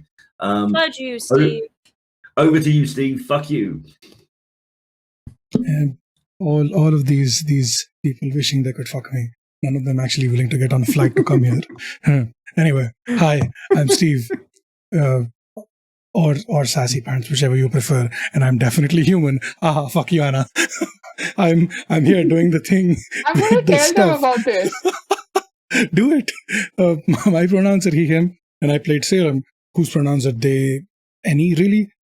Just the vibes. That's, although they were more femme presenting today. It depends on the vibes, how they're feeling in the moment, really. What am I doing? What am I not doing? Pantsless Tables is doing a bunch of stuff. We have this incredible game that is here, that finally is here after months of planning. We have a new show starting in a couple of weeks, which is a Blades in the Dark game with a twist. The twist is going to be revealed soon. Which is also really cool. We actually won a grant through Evil Hat for that game, which is really fucking cool. And we'll reveal more info about that when we can, probably by Wednesday or Thursday. And merch, we have merch. The merch has been merching. First international merch was delivered to Mike today or yesterday, which is wild, incredible. I can't fucking believe it. We still have 2 sets of international merch that are going to be delivered in the next week, hopefully. And but go check us out, pantslesstables.tv/merch. We've got shirts, pants, we've got shirts, hoodies, no pants, never fucking pants. But shirts, hoodies, dice, bunch of really cool dice. Last sets of dice still need to be sold. If people are interested and want to buy those dice, buy the dice so that I can start working on new dice, because I need the capital to put into the new dice. Anyway, that's all from me. Yeah. Cool. And I've been Danny Mendoza, he, him, Danny R. Mendoza, everywhere internet things are found. So if you just put Danny, the letter R, Mendoza into whatever, I'm there. But Blue Sky is a good place to look for my TTRPG updates, especially since I actually put my link tree in my Blue Sky bio, so you can see the stuff I already did on there, and then you can see the stuff I'm doing when I promote it there, and then it'll be on the link tree. It's a good little thing. All right. Yeah, I'm not going to take up a lot of time there, but I just want to thank everybody again for having me here. I'm doing a bunch of charity stuff because I'm always doing charity stuff. So I'm on the staff at Streaming Rainbow. Over there, we're still running some spillover pride stuff that we're calling Wrath. That is running a couple of 5 system and 5 weeks series pre-records that I'm running where we're raising money for mutual aid. I'm also helping to raise money for Trans Lifeline, running Eat the Reich this Sunday, relative to when we're actually airing this. So it'll be Sunday the 12th, 2 p.m. Eastern U.S. time. A week after that, also on Streaming Rainbow and Diceberg Ahead, I am going to be running Uncaging Nicholas for the same charity and with the same group of people. It's exactly what it sounds like. We're all Nicolas Cage. And it's written by Just the Human, who we're working with. Just the Human share TTRPGs on this. Thank you both for that. Speaking of Just the Human, on earlier than that one, but later than the first one. So on the evening of the 13th, Monday, evening U.S. time, so 7 p.m. my time, which is Eastern time, gonna be in another charity TTRPG game with Just the Human, where we're going to be running a small independent system that is going to be focused on mysteries and the occult and that kind of thing, which should be a lot of fun. Vixie Bell is also going to be in it. Just the Human's going to be in it. It's going to be run by Raw Raw. Should be a great time. Check that out. And it's also for a good cause. We're raising money for immigrant defenders. Beyond that, I am on the 26th, so the third Sunday from when this is airing, going to be running Eat the Reich again, this time over at the Bad Ideas, and Urvy is going to be in that one. So if you want to watch Urvy and I, our powers combined in Eat the Reich, you can do that. I'm also raising money for an extension of, I think, what they're calling Endless Pride over at Nerds with Dice on the 24th, I want to say. In the evening, I'm going to be running a more austere Advent, which is a fantastic mecha game if you've never checked it out. And we're raising money for the Trans-Latin Coalition. Going to be doing more stuff beyond that. Oh, there's a Disability Awareness Month fundraiser that I'm a part of that we're going to be doing on the 22nd over at Streaming Rainbow in the evening, 8 p.m. Eastern. We're running D&D Danger Room, level 20 D&D, where I tell everybody to build the most broken characters they possibly can. No, really, please, break them harder. Break them even harder. You think they're broken enough? No, break them worse than that. Because I am going to pile CR 23 to 30 adversaries, that's right, plural, in front of you in a danger room environment, and we're going to see how that goes. And if you kill them quick, I'm just going to throw more of them at you till we're done with the day. And we've raised a bunch of money for charity, and we're going to do that over and over again in a persistent world where I continue to make your characters more broken by giving you feats as rewards and other items and stuff as you go until you finally ascend to be a member of the Magical Society of Champions and start all over again in this Mortal Kombat-like ladder system with a new character. So if you want to do that, check that out. For a good cause, please come by, do that. I'm in a bunch of other stuff. I'm running a bunch of other stuff. I want to plug Oceania 2084. It's a fantastic game you should go pick up. I want to plug The Time We Have. It's a fantastic game that you should go pick up. 2 incredibly interesting, exciting collaborations on a couple of different channels. The former on Streaming Rainbow, the latter on Many Face Plays, with between the two of them, something like 50 or 60 people in the TTRPG space involved in these projects. It's really interesting. The creator of the game for Oceania has given us a lot of his time. We have about 12 hours of interview footage that are going to be going up, about half of which should be up by about now when you're seeing this live. If you want to learn more about it, pick it up. If you want to be super depressed, go ahead and watch what we have going. You already have a little bit of duet play up that you can check out. Everything else I'm in, you could go to my link. Thank you, everybody, and have a great day.